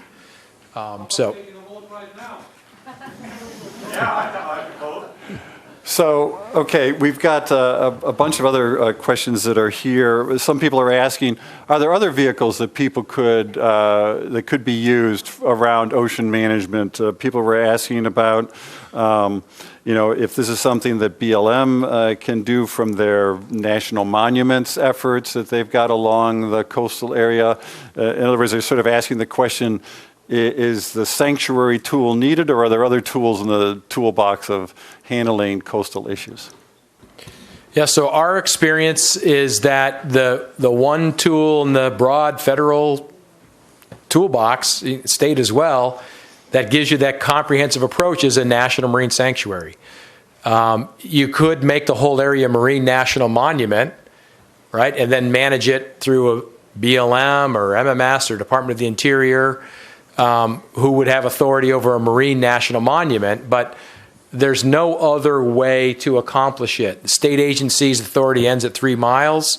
The California Coastal Commission has some authority over decisions made by individual agencies, federal agencies beyond 3 miles, but they don't really control that activity.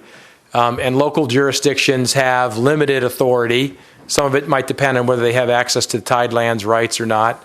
City of Morro Bay has a bit more than some other communities do.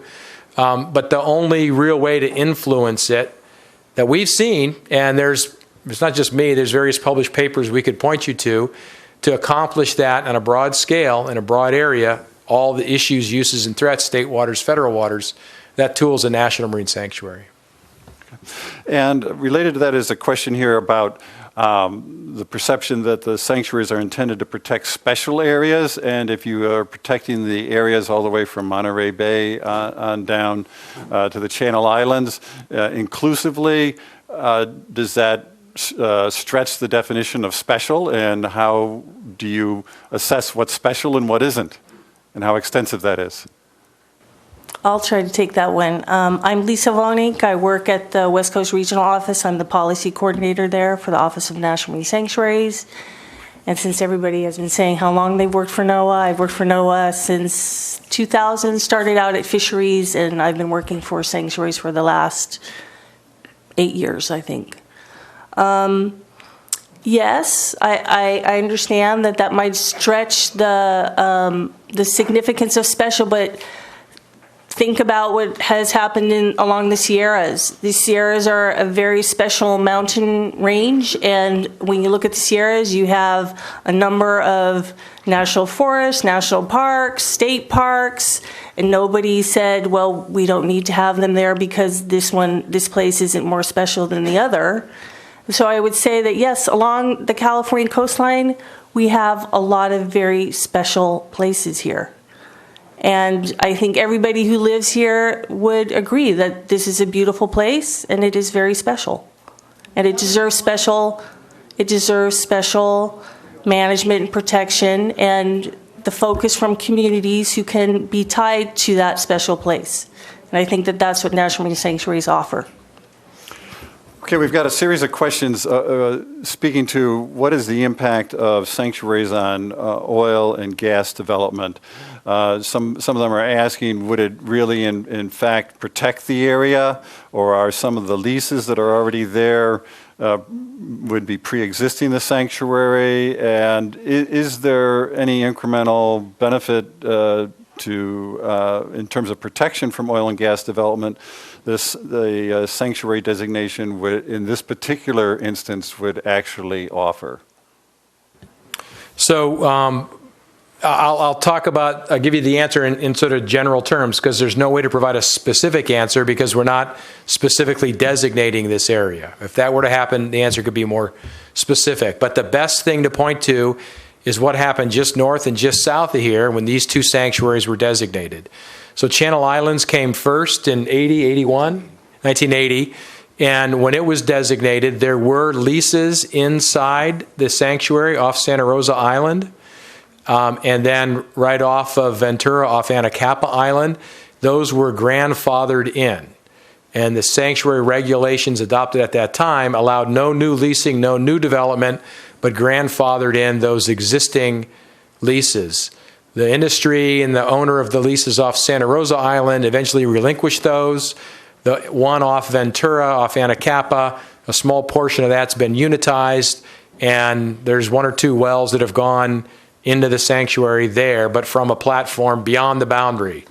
In the case of Monterey Bay Sanctuary, there were no leases that had been let, though there were lease sales planned that included the sanctuary, and those were halted. There's no the regulations are very clear, and for both sanctuaries, that there's no new oil and gas development allowed in those areas. So you could sort of then take those as examples, because there's some existing leases immediately adjacent to Platform Irene and Harvest and Hermosa off Pornegueo project. And those, I would say, I'm now, this isn't any official definitive final word, I would look to the Channel Islands example, where there were existing leases and the federal government didn't buy those back, and existing platforms that were developing those, but no new leases have been or would be leased, at least in the other two sanctuaries. I would imagine it'd probably be a very similar case of consistency in that area. And that's not a small thing. There's considerable oil and gas reserves off of Santa Maria, off, Santa Maria Basin, off this area here. And so it's not a minor accomplishment, but it would be consistent with these other sites, a permanent ban on leasing and development of new resources in those areas. Okay, we're going to move on to questions regarding fishing. So the basic fundamental question is, and you spoke about this in your presentation, but I think people would like to have it covered again. One stark way of phrasing it is, one questioner did, will this proposal recognize the fishing community's access in perpetuity? In other words, can the community count on, and the fishing community count on access to the fisheries here if a sanctuary were to go into effect? And what, if any, impact would a sanctuary designation have on fisheries management here? So much like the oil and gas answer, there's no way to answer specifically because there's no specific proposal. But let's assume we were moving forward with a designation in this area, I would imagine we'd get a lot of feedback on whether or not the sanctuary should have any role in regulating fishing. The proposal, the Chumash Heritage nomination, is very clear that the sanctuary should not regulate fishing. We don't regulate it in Monterey Bay, for instance. That was made clear at the time it was designated. Where we have views or concerns or issues, we raise those with the industry. We raise those with the fishery management agencies, as I laid out in the presentation. I would imagine that would be very similar here in this area if this sanctuary were designated. So it's not something that the proponents are looking for. Again, we are not looking to be fishery managers. And we haven't taken on that role despite 20, 25 years in the case of Monterey Bay Sanctuary, even though we hear all the time the fear and a worry that the sanctuary might one day regulate fishing. We repeatedly say that's not our goal, that's not our interest, that's not our intent, we're not going to do that. But nonetheless, that question still arises. So in this particular case, from what's been proposed, what's in front of us, what we would go back out to the public, I can sort of guess what we would hear, though maybe some would say you should regulate fishing. We would take all that into consideration and make a decision, but I would be surprised if it varied from what you've seen in the other two sites. Okay, there are a couple questions that came up with regard to some of the history that you spoke to in terms of the Monterey Bay National Marine Sanctuary's involvement with the creation of the state's marine protected areas, and you indicated the involvement there. Do you envision that there's future involvement of the sanctuary if it were to happen here in actions like that, or is that essentially a process that's complete and done? People want to know what they should anticipate. Well, I guess I would say that that's another example of where a state partner was looking for our involvement and advice. The advisory council at the time expressed an interest in being involved with that, as well as the sanctuary.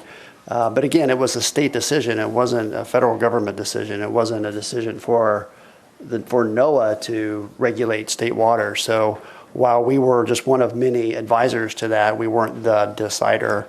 There are plenty of other examples of where we've been working with industry to come up with proposals that were supported by both industry and government and the NGO community. So that's really what we strive for, is where there are issues, we want to get to win-win situations, such, for example, as the EFH collaborative proposal we worked on with Monterey Bay trawlers and NGO community that was supported by all those involved. That's the kind of thing that when we see issues that we want to try to strive for.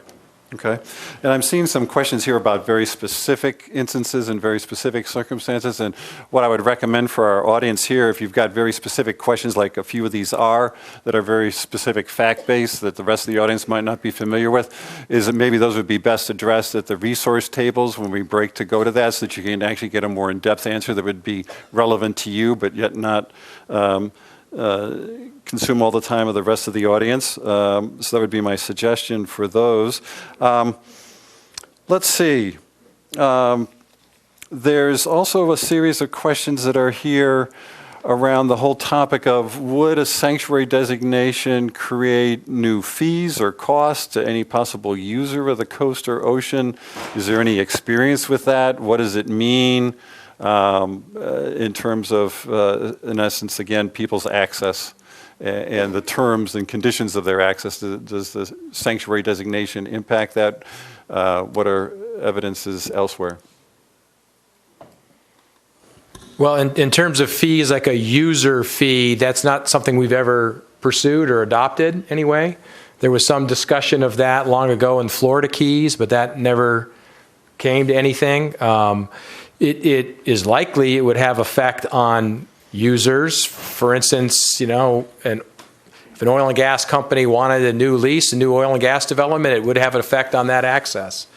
If you look at these other sanctuaries, and Paul and Chris can give specific examples, there are some spatial limitations on, for instance, motorized personal watercraft, where and when those should take place. And as I mentioned, there's different uses of zoning, sometimes where we're zoning out activities, other times where we're zoning in activities. So for instance, zoning in areas where existing harbor offshore dredge disposals taking place, we often have zoned that in and grandfathered that in as a use that's allowed in the marine sanctuary. So that notion of zoning that can affect uses has been used as a management approach, but it all depends on what the issues are and what the threats are in a particular area. There's not a one-size-fits-all, and it would really require delving deeply. In that case, the specifics really do matter.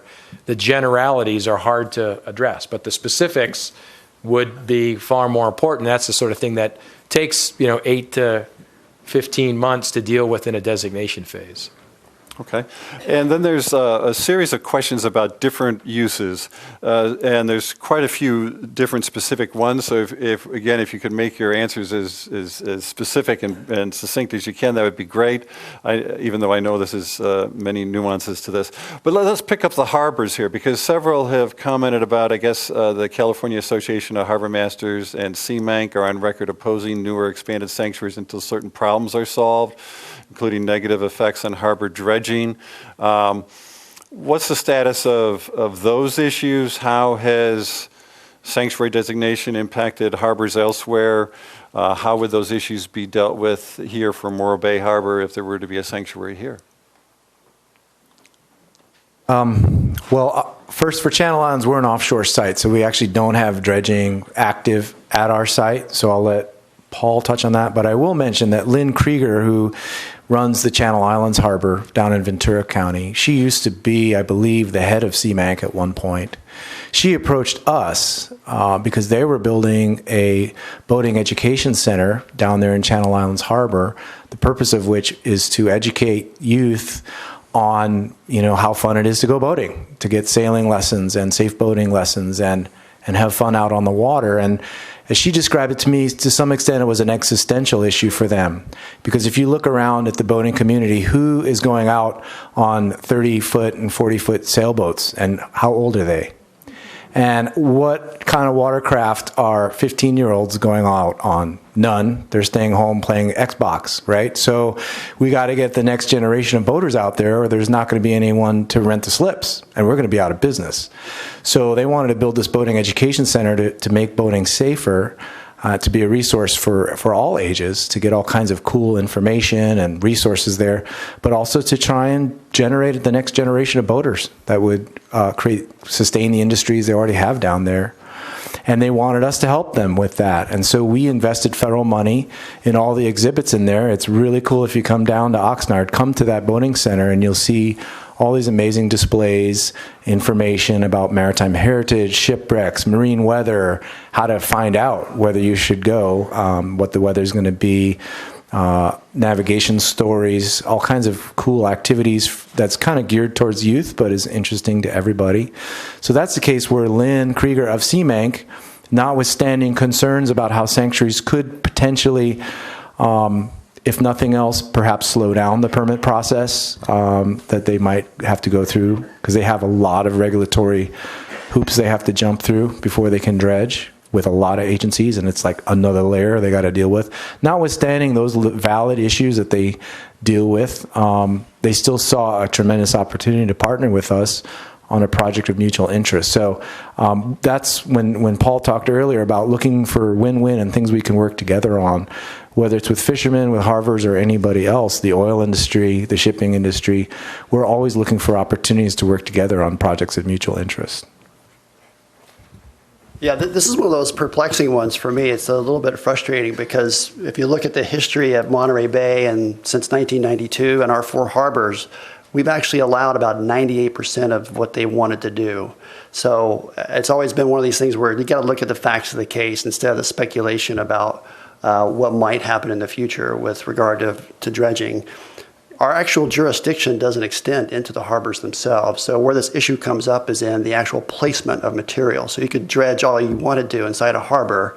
It's where you place the material that matters. And we've grandfathered in the disposal sites that were pre-approved when the sanctuary came to town.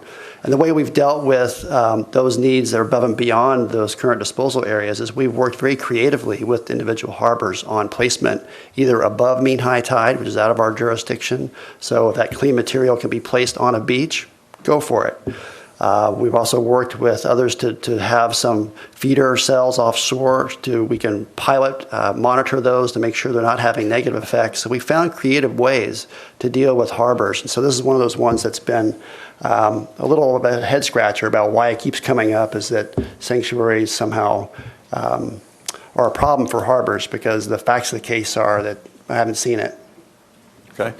So then we have a couple of individual questions about specific uses. How would sanctuary designation affect future desal projects? Will they be allowed within the sanctuary? Well, I better take that one. Monterey we are deep into desal right now. We've got at least 3 projects at various stages of proposal and development coming at us because of the drought and a court order to restore flows to the Carmel River. And so we are in the stages right now of NEPA, or the regulatory review of these project proposals. The one that's probably the leader of the pack is Cal-Am's proposed project to use slant well technology to actually draw seawater from underneath the sanctuary, which triggers our authority. Deepwater Desal is a private enterprise that's proposing a big desal plant in Moss Landing.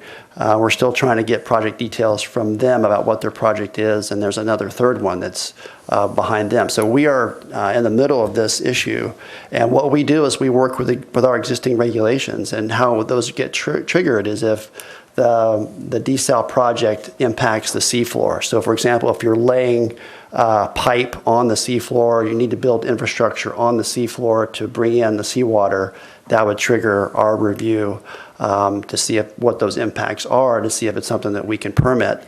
Then on the other side is the brine discharge and how that would get regulated or authorized with our partnership through the state water boards and their waste discharge requirements. And so stay tuned. We are in this deep on desal. It's interesting because, as an agency, we're not in the business of supplying water, but because we are charged with protecting the sanctuary, we're kind of the last Fed standing when it comes to who's going to be dealing with these issues. And we've always called for a regional approach to desal. What we don't want to see is a plethora of small package plants up and down the coast that have cumulatively more of an impact. We want to see regional solutions to desal where it's feasible. Okay, and then there are a couple of questions that are actually specifically referencing you, Superintendent Michelle, so let me just bundle them up here.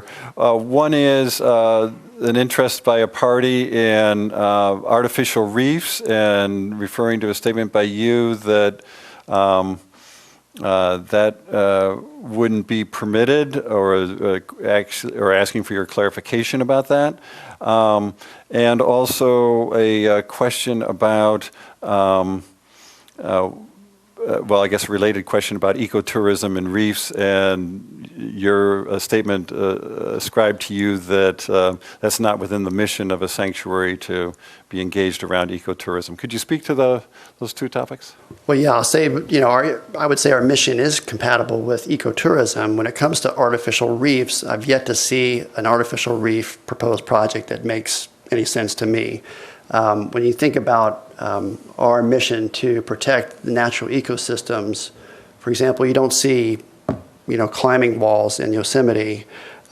So, I think, if you want to go and see beautiful underwater features, there's plenty of it in Monterey Bay in the natural environment. If you're talking about artificial reefs for fish production, now you're talking about a bunch of other agencies that would have a lot to say about that. And like I've said, I've yet to see an artificial reef project proposal that was something that I felt like we could even permit or even take seriously. So maybe one day we'll see something that makes sense, but I haven't seen it. Okay.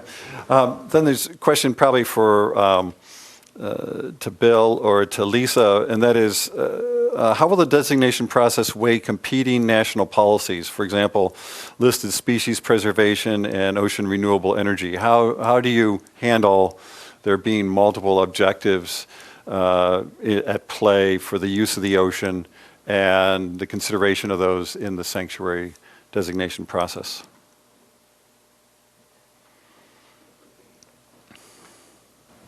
So I didn't hear one part of your question. What did you say before the alternative energy? Well, for example, this questioner was saying, how do you balance listed species preservation and open renewable energy as just an example of competing uses with regard to sanctuary areas? So I think with national marine sanctuaries, as Bill spoke about in his presentation, we use marine spatial planning. And what marine spatial planning does is it takes the multiple uses into account, and it tries to figure out where can a certain activity take place while minimizing impacts to the ecosystem or maybe impacts to another user group.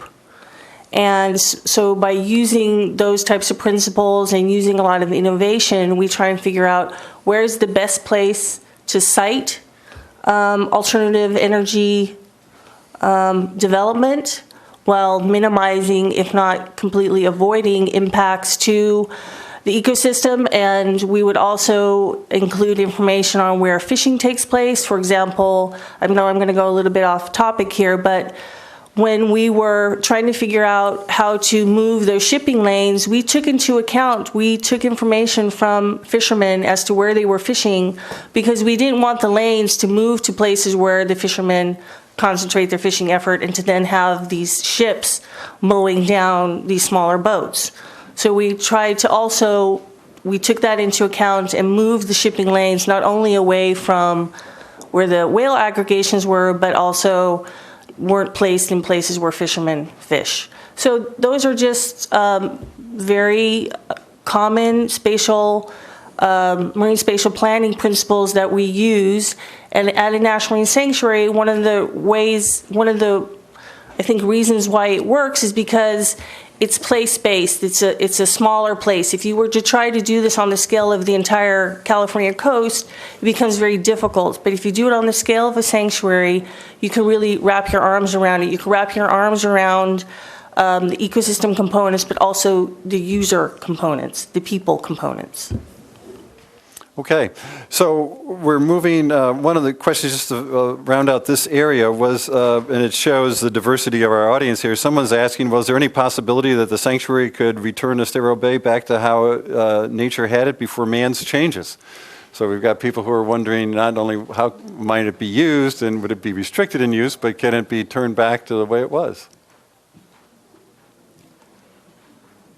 I don't think any of us know enough about Estero Bay, what it was and what it is, to give a cogent, sensible answer on that.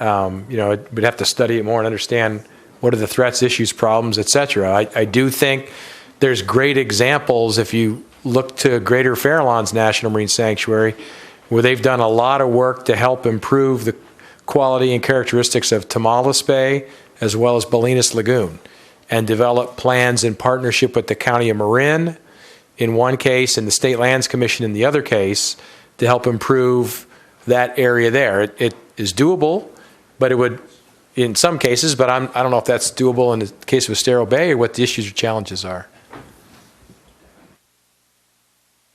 Questions with regard to the sanctuary's impact upstream on watershed land use. People saying that they've heard that sanctuary would affect their use of their agricultural land and ranch land, et cetera. What is the involvement of sanctuaries with those interests, and how do they get sorted out? Well, that would be a question for me. Monterey Bay National Marine Sanctuary is one of the few sanctuaries that really deal with this land-sea connection in a really significant way. And I really encourage you to visit with Bridget and her poster on water quality to get into the details on this. But and I spent 20 years with the Environmental Protection Agency before I came to NOAA, dealing a lot with water quality and watershed issues.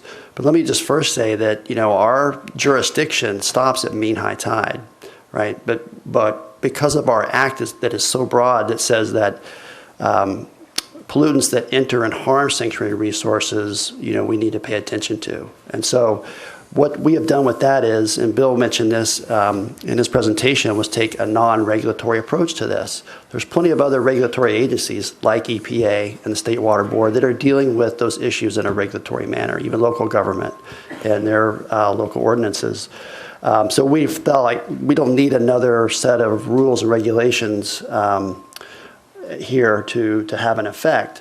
What we've been doing is on ag water quality and ag issues is have a non-regulatory partnership program. We call it AQUA, Ag Water Quality Alliance. And it's voluntary. We ask ranchers and farmers that want to participate to come and share their best practices. When we team up with the RCDs to do tech transfer to show, you know, what's working elsewhere to apply to their lands, we go out together to get grants to try new things and monitor if those things are working. Because we all want better water quality. The farmers want better water quality. They don't want to have an effect downstream. They care about Monterey Bay just as much as we do. And so that's been a great project and great outcomes. And it's never ending. We can continue to grow that and get more and more people involved. On the urban side of things, our primary role has been to help monitor water quality at stormwater outfalls. So we're have a whole army of folks that do water quality monitoring. We do an annual event called Snapshot Day, where we run out and take a water sample, and we've got 15 years of data, so we can start to see trends of where there are hot spots, where there are problem areas, and we share that with the water quality agencies and the local governments to say, hey, what's going on here? Can we do something about this here? We also do a regular water quality monitoring, and we have something called urban or first flush. So the first rainfall of the year, we run out and take water samples of the first rain event to see what constituents are coming down into the sanctuary. So we're working on monitoring, we're working on best management practices, and we're all in this together to protect the Monterey Bay from water quality impacts. But talk to Bridget. She is the guru on all things water quality in Monterey. I'd also like to add that, so at Channel Islands, which again is 25 miles offshore, but if you look at a satellite photo probably tomorrow, when you have a big event like this, the rain plumes coming out of the Santa Clara River and other rivers completely cross the Santa Barbara Channel, and you can see a brown plume going all the way into the Channel Islands Sanctuary. So a lot of people were very concerned about what's the water quality out there, and certainly historically there was a major impact from DDT that killed all of the bald eagles on the Channel Islands, for example. But the good news is there's been a monitoring program called SQUIRP, Southern California Coastal Water Resources Program, I think it stands for, where all the different agencies, water agencies in Southern California, chip in to do a research program and actually go out and take water samples and take sediment samples every 5 years and analyze things like PCBs and DDTs and heavy metals and all the things we're worried about, PAHs, which come from degraded oil, all those kinds of materials. And guess what? it's getting way better. The water quality is actually very good out there. Our condition report is green, green, green. That's good water quality and getting better. And the same in the sediment. Bald eagles are now successfully nesting and hatching juveniles on the Channel Islands. So, it can get better. And that's largely because of regulatory efforts and best practices efforts that have been done over the years, mainly by other agencies, like state agencies and EPA. But it's not all gloom and doom. On the other hand, we are worried about bigger concerns like ocean acidification, sea level rise, temperature changes, harmful algal blooms, anoxic conditions. Many of these are global patterns, phenomenons due to climate change that are washing up on our shores.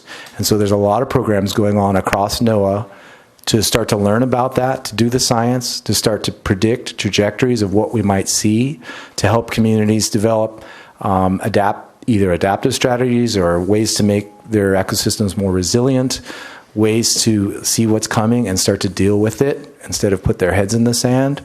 And one of the things the sanctuary brings is if you have a sanctuary in your region, we become a conduit to all of NOAA, to NASA, to all of the federal government. We can help bring those resources and those grants to your community so your community gets to do things like climate adaptation strategies and to get to do science and see what's happening in our backyard.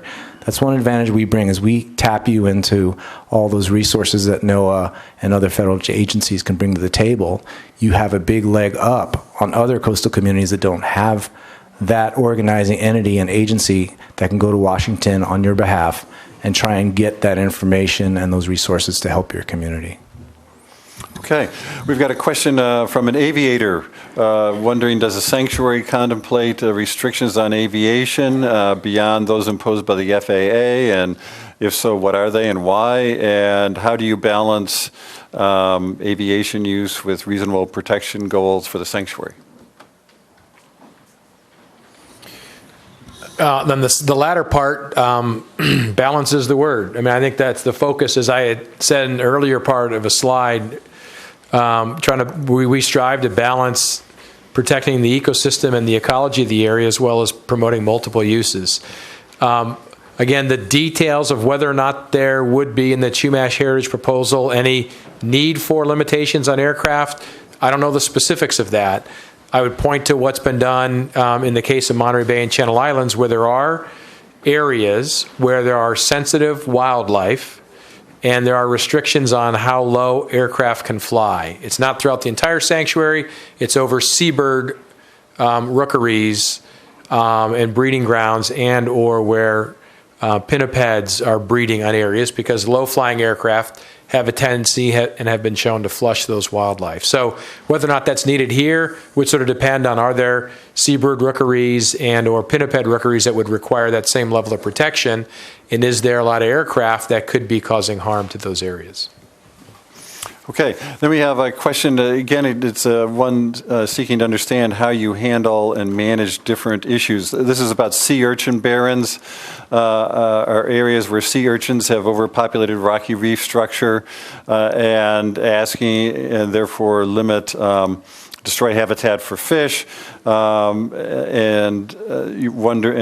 wondering, can sea urchin harvest be allowed to rectify this imbalance in a sanctuary?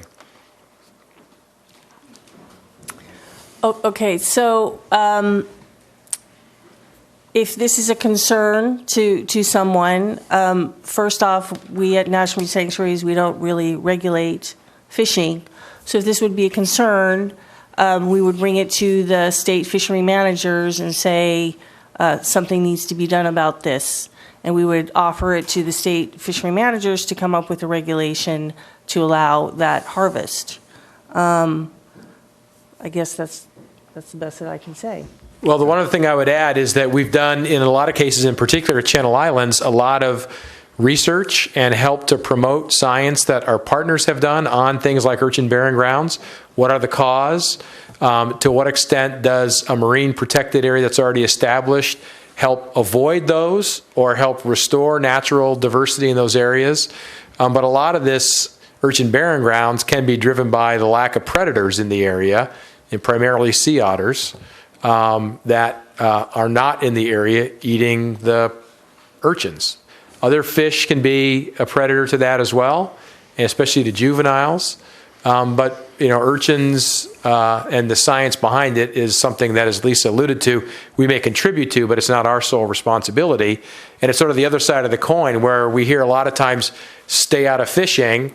That would be an interesting one, where the sanctuary would be getting involved in a fisheries issue.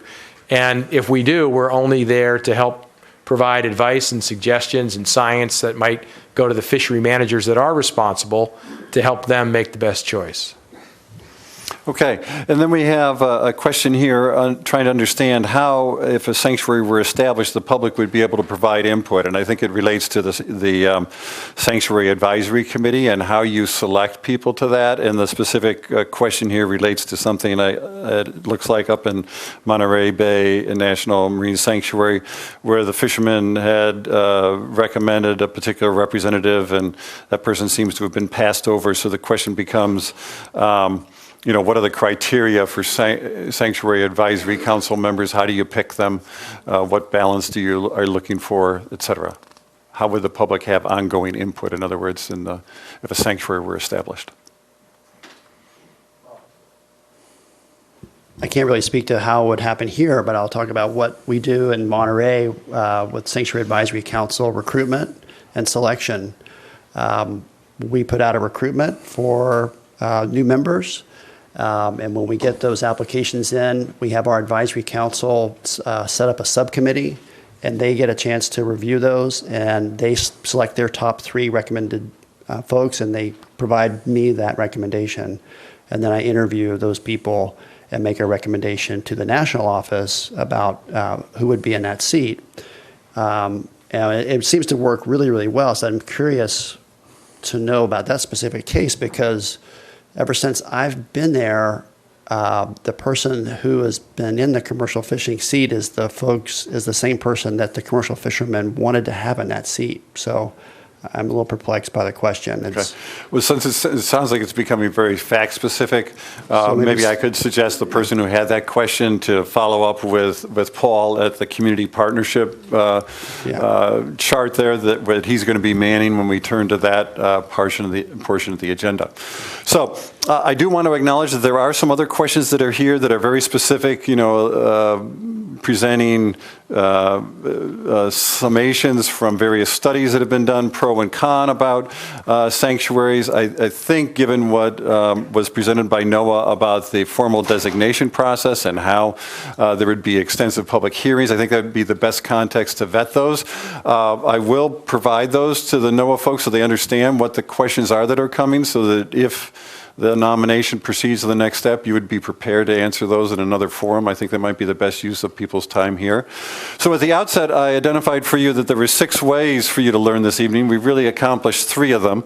The first is to visit the stations that are around the room and talk with the NOAA folks informally to learn about what they do, how they do it, and what's going on. And those folks are still there if you want to be doing that and stretch your legs as we're going forward. The second was to listen to NOAA's presentation, which you have, and appreciate how thoughtful and attentive you've been as an audience. And the third is to write down questions and to have them addressed. And I've done my very best to make sure we got the main topical areas covered here. We have 3 more ways for you to participate. I'm going to be moving the microphones out for the public to ask questions directly. What I'd ask is that, since this is not a formal hearing for arguing the pros and cons of a sanctuary, that would come up if the designation process proceeds, which it has not yet, and there'd be public hearings and setups for that. I would encourage you instead to be asking questions about areas that haven't been addressed yet, and ask them in the context of questions so that you can take advantage of the information, folks, that are available here from NOAA to answer your questions. And then the other 2 things that we have this evening would be going to give you the time to go around and visit again the display tables and ask questions and have some more discussion about fact-specific questions that you've got.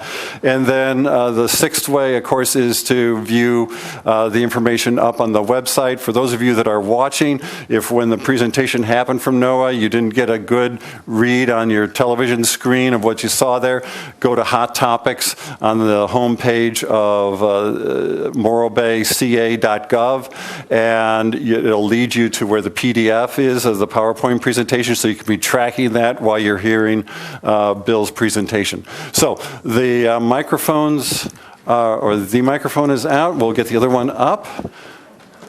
And please, so we can kind of allocate the time.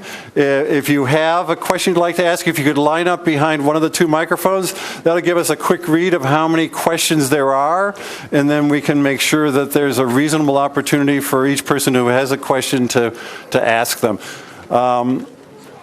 And if you would, it'd be great if you would state your name and your residence and direct them to the panel for us.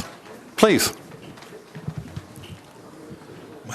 My name is Matt Kokonen, live in San Luis Obispo. We have the Diablo Canyon nuclear facility here, and possibly, from what I gather, the facility might be grandfathered. But now, supposing there's any changes that need to be made by Diablo Canyon, would it not be true that the sanctuary would impose another immense set of regulations and costs that would have to be complied with to meet your requirements in order for those changes to be made at Diablo? Okay, thank you for your question. So what we've typically done in other places is when a sanctuary is designated and there's existing activities that are otherwise permitted, we authorize those permits. We certify those permits that are already existing. So in the case of Diablo Canyon, and I would assume we'd follow the same process, we would certify and validate those permits for that activity. If at some point in time after that, when the sanctuary was there and there was a change that was proposed by the operator, then the sanctuary would have a chance to review that and participate with other regulatory agencies in that process. So I'm with you on all of that. The one thing I'm not necessarily in agreement on is that we would therefore impose our overburdensome regulatory sets of rules and regulations. I don't think that would be the case, and I'll give you one example, right? And just so you can understand the context, there's a big power plant, much like the one here in Morro Bay, even bigger, up in Moss Landing, and that project was certified at the time the sanctuary was designated in Monterey Bay. They came to renew the permit and expand the operation, and the sanctuary authorized that permit. There wasn't a whole set of burdensome, enormous additional requirements upon that, and that gave them another 20 years or so of operation for that process. Well, one of the reasons I'm asking the question is because the lady here mentioned that we have the nature here that has to be protected, and that seems to be, it implies all kinds of political realities to me, and I'm very concerned about that. That's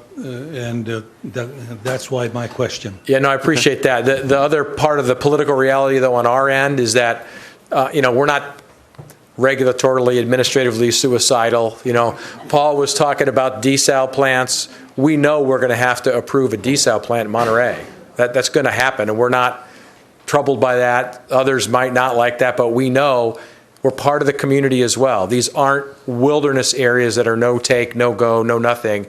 And that would also include, the sanctuary is very unlikely. I couldn't imagine the scenario in which the sanctuary, were it designated, would then, in the future, reach a decision that said, you got to tear out Diablo Canyon. Only we alone reach that. I couldn't imagine that happening. So we'll alternate between microphones here. So if you've got a question, come up to the microphone that isn't in use, and we'll go back and forth. And please ask your question. First, what is... or did you want to state your name and residence? Nat Watson, Arroyo Grande. Is Oceano in the sanctuary? Is Oceano in the sanctuary? Yeah, I believe it's adjacent to the proposed sanctuary. Okay, you talk about natural, what are they called? They're natural, only healthy natural resources. Will that stop the camping of people going onto Oceano dunes because the oil and the gas, I'm assuming, are not natural resources. Therefore, it will stop the camping of campers going onto the dunes because of the oil and gas that might come from their automobiles. So I don't know how to answer that directly without knowing more about the specifics. So Well, they want to close the dunes down all the time because they talk about dust. Maybe this is another way to get to it. You know how government controls everything. actually, I don't know that, but And you talk about that NOAA is a natural, what's it called, a National Oceanic and Atmospheric Administration. What are you doing about controlling the pollutants that come from airplanes, the geoengineering of the weather, the aluminum and barium and strontium that flows from the skies? Okay, so let's focus on the questions that relate to the possible application in the sanctuary. And I'm hearing that the question is there are on-land uses currently, off-road vehicles, other things that in this community are being addressed by the Air Pollution Control District and others.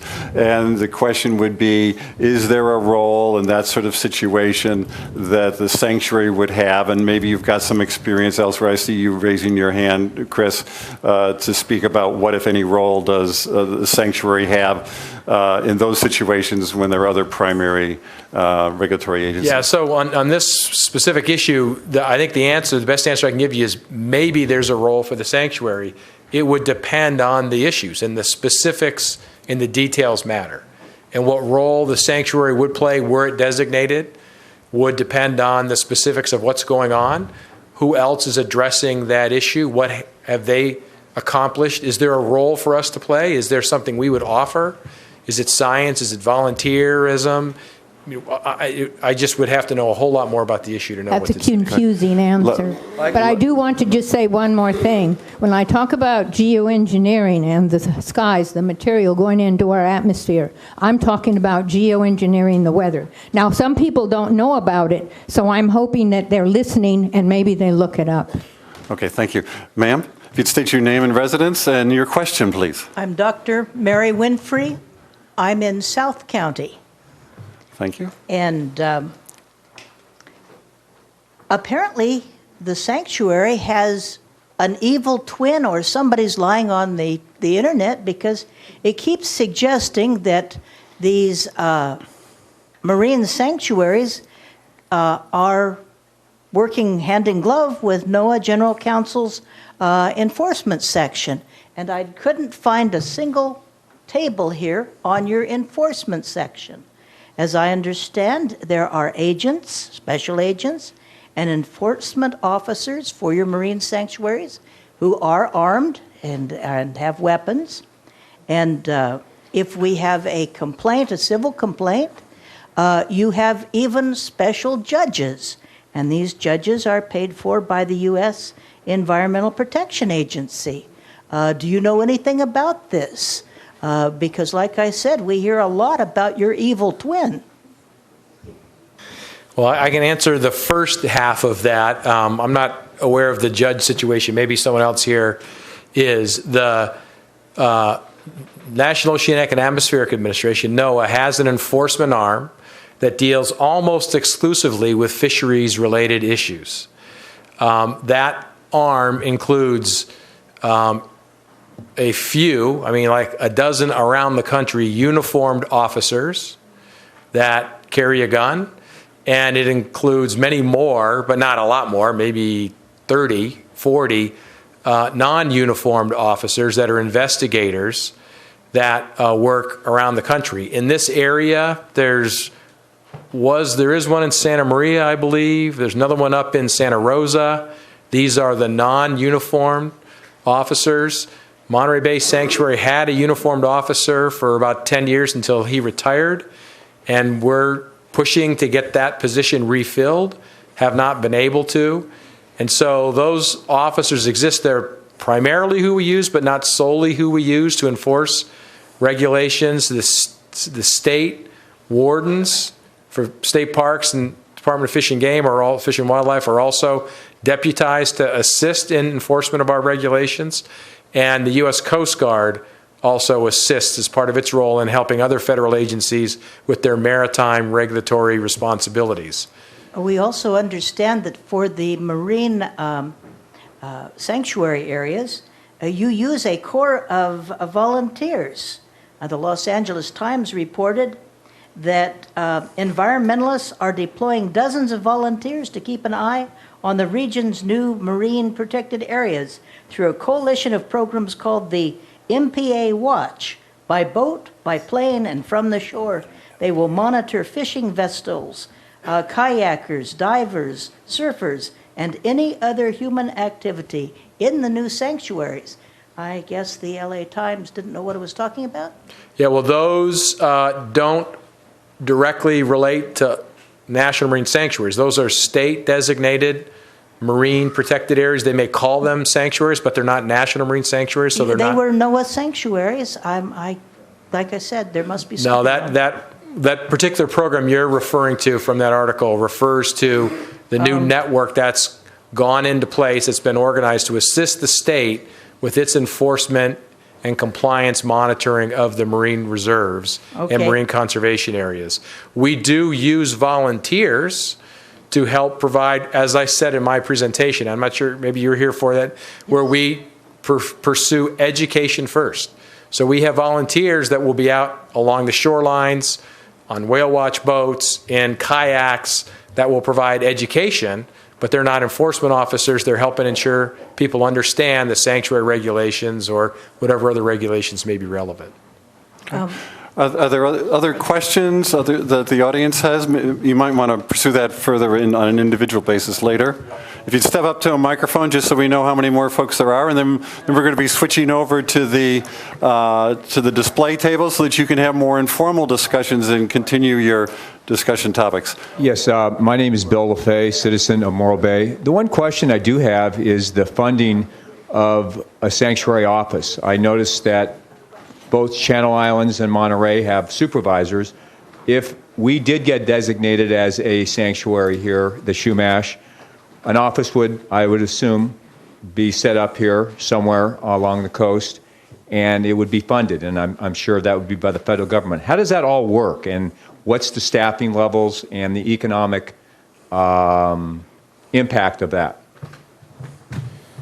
So we get our budget through the Department of Commerce, and there's various budget committees. Ours is the Commerce, State, and Judiciary budget, and it includes a line item for the Office of National Marine Sanctuaries.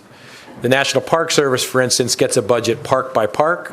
Ours comes to our program. Our program then allocates a budget to the individual sites. In the case of Monterey Bay and Channel Islands, their budgets are Monterey Bay, I don't know, $2.7 million, $2.5 million. Channel Islands is about $2 million a year. And that's, in the past, has gone up, slowly, gradually been going down. But our anticipation would be, if a new sanctuary were designated here, we would begin by hiring a superintendent. That's what their titles are. And that'd be the first employee. That person would hire a second, a third, a fourth employee as well. There may be contractors initially, because sometimes the federal hiring process takes some time. And so they don't need a $2 million budget in the first year. They don't get paid that much. They might want that much, but they don't get paid that much. And so, the budget would start out smaller, and it would increase over time. We would have an office almost certainly along the coast somewhere. Our goal would be to have a vessel that would help do science. Out predominantly, that's what we use our vessels for science. And over time, Paul mentioned a visitor center. That site's been around since '92. The visitor center went in 15 years later. So we don't, a week later build a visitor center. All that grows over time as the budget allows for it. And what we've seen as a program is, for the last 30, 40 years, as new sites are designated, within a year or two, the budget goes up to accept that there's additional responsibilities for management. Okay, so let's alternate between the microphones. Ma'am, if you would, your name and residence and your question. I'm Sherry Hafer, and I'm a wife of a fisherman, Tom Hafer. And I just wanted to just give you a little bit of history of my relationship with you. it starts back when we went through the Marine Life Protection Act, and my husband was one of the stakeholders, and it lasted a long time. It was 3 to 5 years of going to meetings and dealing. He was kind of the mediator between the fishermen and the process, and coming together, figuring out what the scientists wanted, what the, it was a long process to figure it out. And to get all the fishermen to come together and come up with this plan was very intense. And so we finally came up with our plan, and then there was the environmental plan, and then you guys came up with your own plan. It was, where ours was, I think, 1, and the other one was 2, and you were 3 or something like that. And what you did was you stole the fishing grounds from us that we just really felt were unfair. I mean, my husband was involved with the nearshore fishery in Big Sur area, and I mean, we harvested it fairly. It was a fishery where you put back the big ones. You kept alive, so you put back the big ones. You put back the small ones, and you're just catching a certain amount. It was very clean industry, very clean fishery, and you guys just took the whole thing. You took the whole thing. You took most of the canyons. There's some left, and he's making the best of it. But for the most part, the nearshore fishery was pretty much, you can't do anything. You can't make a living off of it anymore. So, they took all the best reefs. 45% of the best reefs were taken. So I just think that you guys didn't work together with us at all. And you kind of just did what you wanted to. And we heard about a lot of backdoor dealings where you kind of had it figured out to go around us, and after that, we really had a bitter taste, and that's why we don't trust you. So I just wanted to say that. It's not really a question. So it's not a question. Okay. Thank you. But please, let's avoid applause one way or the other. We're trying to get as much information out. And please, if you can, I know there's a lot of strong feelings in the room. If you can really, for this evening, phrase a question, that'll be serving you and your fellow members this evening most effectively. So, sir, if you would, your name and residence and your question, please. Dave Kirk. I live in Arroyo Grande, and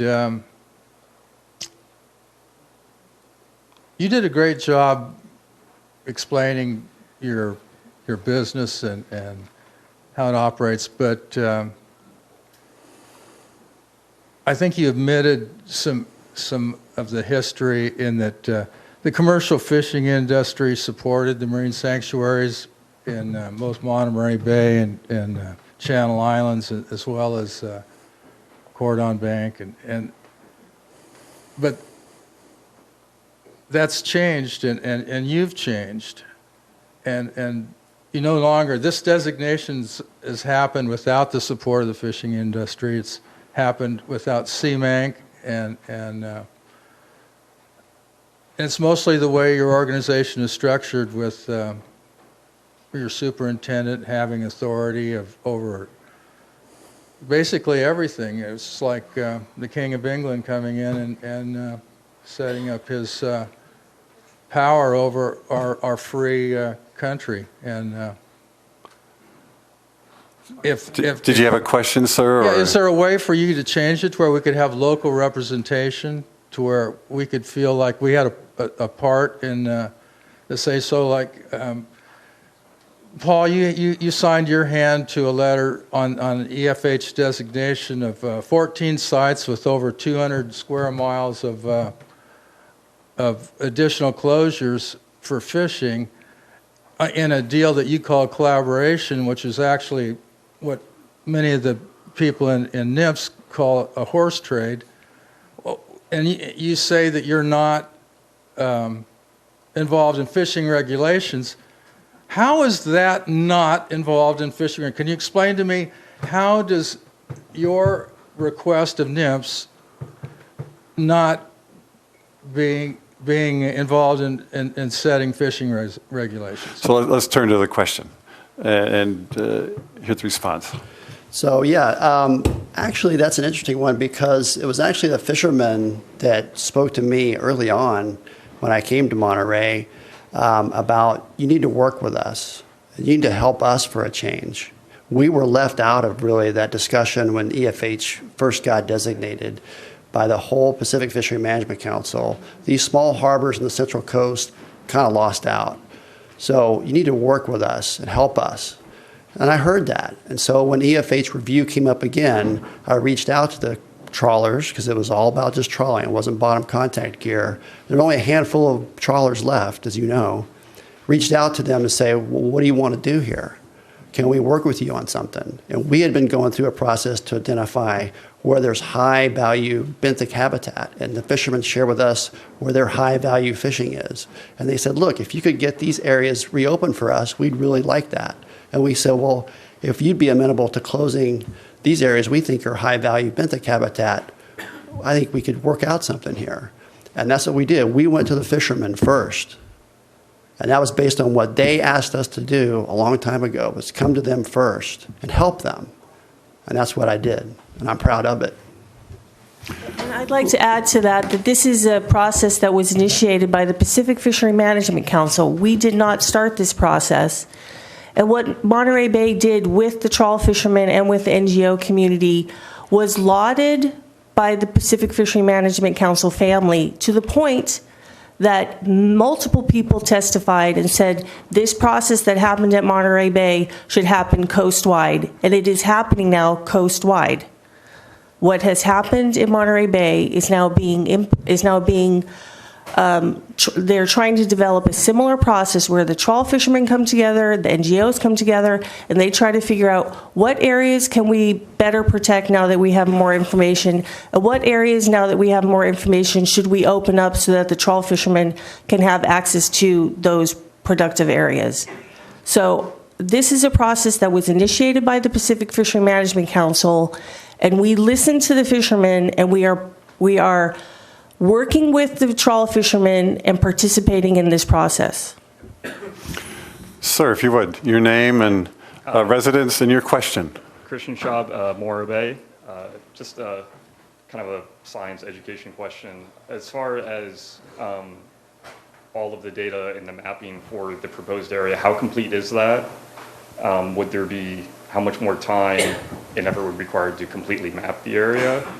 And kind of a separate question, what kind of partnerships could local educational institutions like Cal Poly or Cuesta College expect if a sanctuary was approved? Would there be additional state and federal funding, or would we kind of still be on our own in the dark? Well, I think if a sanctuary were to be designated here, the process of better characterizing the sanctuary would begin. And what we frequently do, and that's just the way that we work, is we collaborate with local universities, with local research institutions. We have a research vessel. That research vessel is frequently used by our collaborators. And over time, we also develop our own science plans, and we reach out to the universities and request that they look at those science plans and try to do research that would better characterize the sanctuary so that we know what are the threats, what is the status of the sanctuary, and it's sort of a give and take. And it's very collaborative because we don't have our own research, we don't have hundreds of scientists. We have to rely on the other scientists. And for example, with Channel Islands, I'll let Chris tell you the collaboration that they've started with the university. Yeah, Chris, you should talk to Chris Caldo, my research coordinator back there, some more. But to just try and be brief, we have a lot of partnerships with a lot of institutions, and we work together to get the funding together to do amazing work, often off our research vessel, which is an important asset that UCSB, Cal State Channel Islands, and we're working with Cal Poly as well, actually, on some projects. So we form a coalition and get stuff done.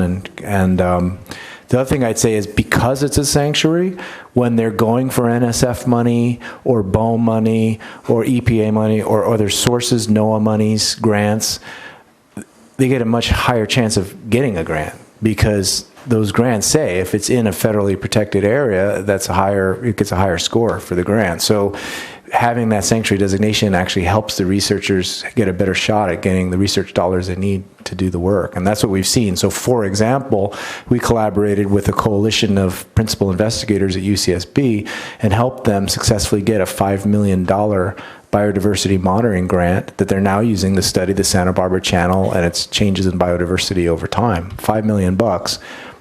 I think they would have had a much harder time getting that grant, but for the fact that we were involved and it was happening to help understand the dynamics in a marine sanctuary. Okay.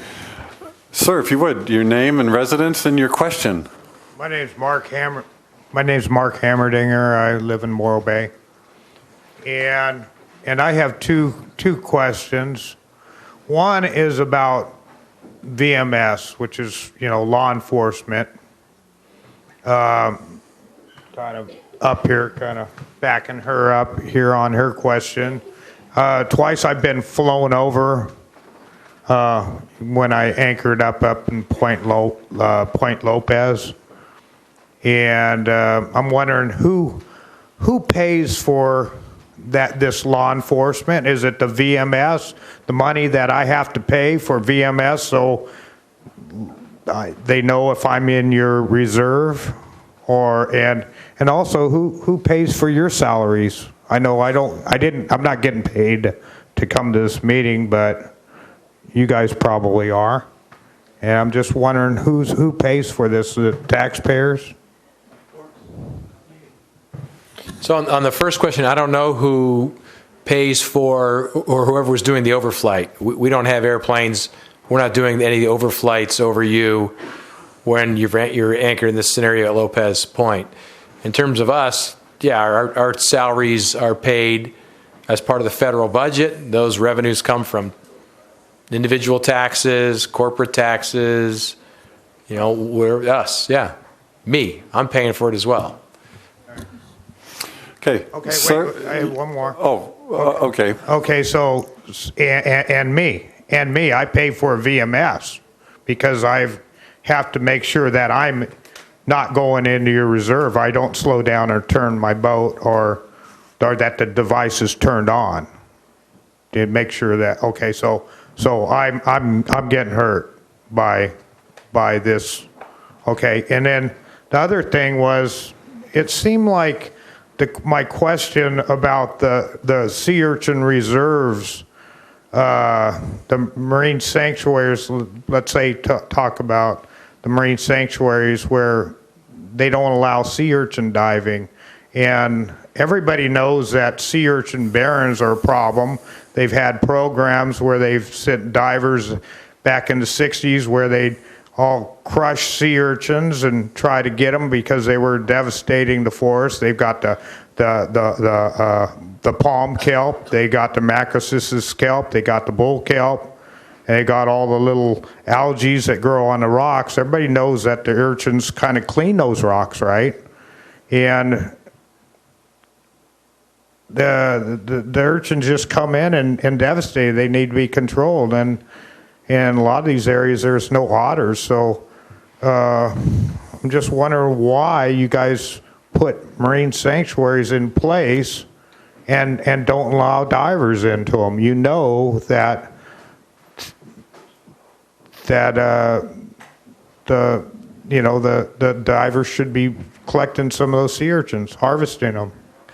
Sure. Well, I'd like to address it because the Channel Islands is sort of ground zero for the research on this topic. Kelp forest dynamics, why do urchin barrens form, what causes urchin barrens to form, what causes them to go away.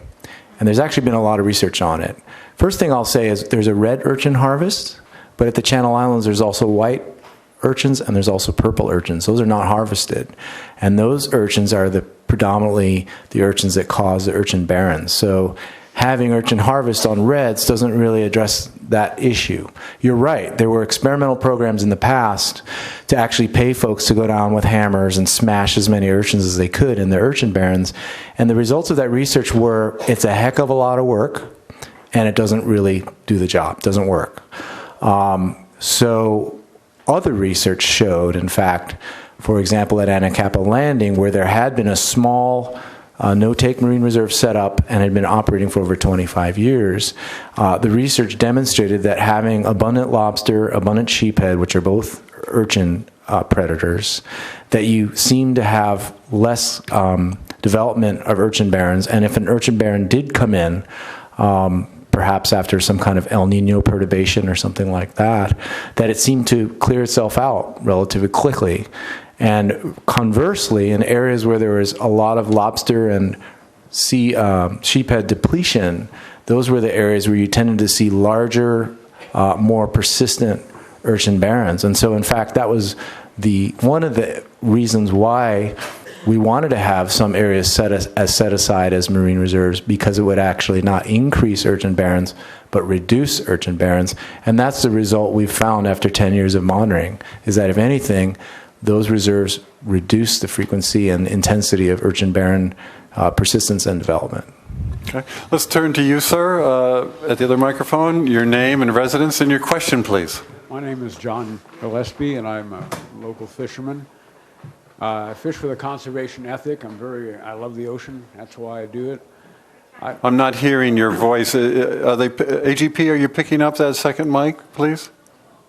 Hello, testing. There you go.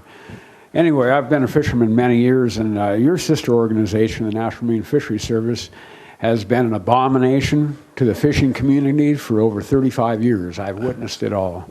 Their current approach that's been taking place over the last 20 years pretty much involves fallacies and illogical conclusions, and I can see why, because they're driven by a political agenda that doesn't seem to represent anything to do with, other than probably the privatization of public resources. I see the sanctuary, and this is you guys are related to the National Marine Fisheries Service. The question, I guess I'm just laying the foundation for the fact of why should we trust you?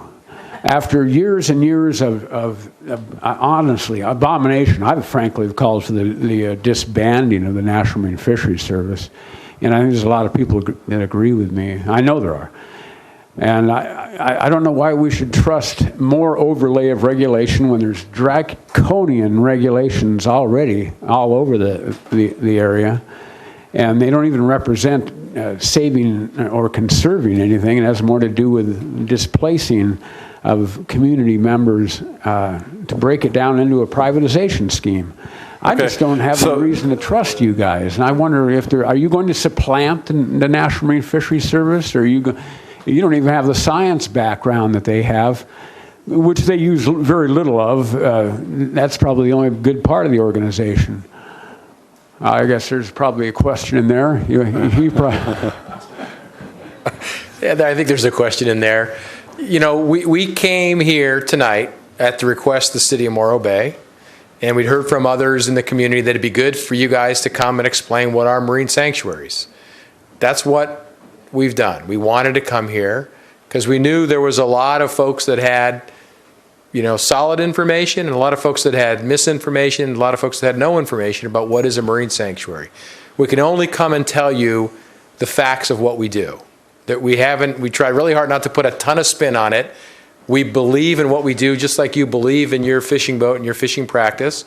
And everybody here believes in what they do. We believe in what we do. And so we're here to explain that and what it is. It may not sway you. You may judge us based on another agency. And that could happen.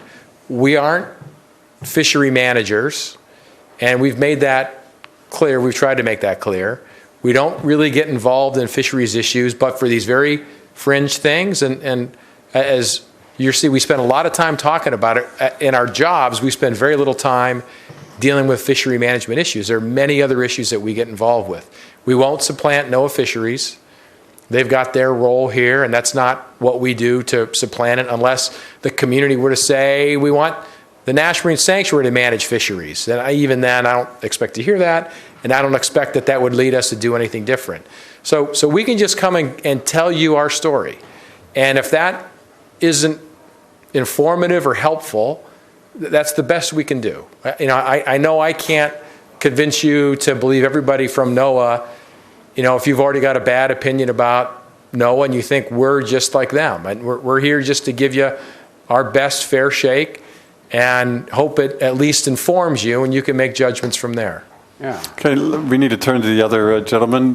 Your name and residence and your question, please. I'm Mac McCarter. I'm a biologist. I have a PhD.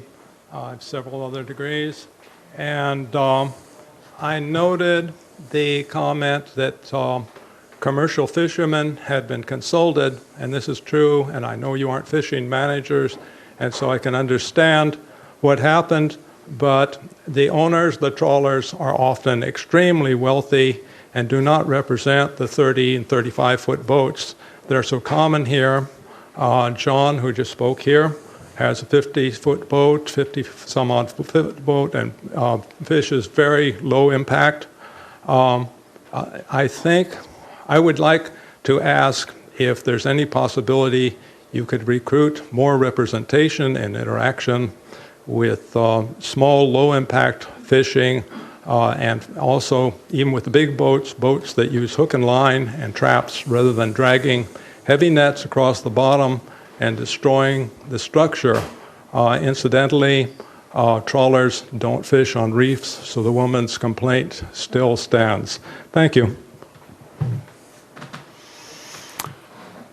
So I think the question underlying that is what can you do to engage the smaller scale fishing operations that are typical of this area to make sure that their practices and how they do their work could be adequately represented in sanctuary activity, should there be a sanctuary here. That was my best shot at it. And, any other people who have questions, please step up to the microphone so we can judge how many more questions there are. We do want to allow time for the rest of, for folks to be milling around at the information table so that you can go into some more depth in some of the topics that you have.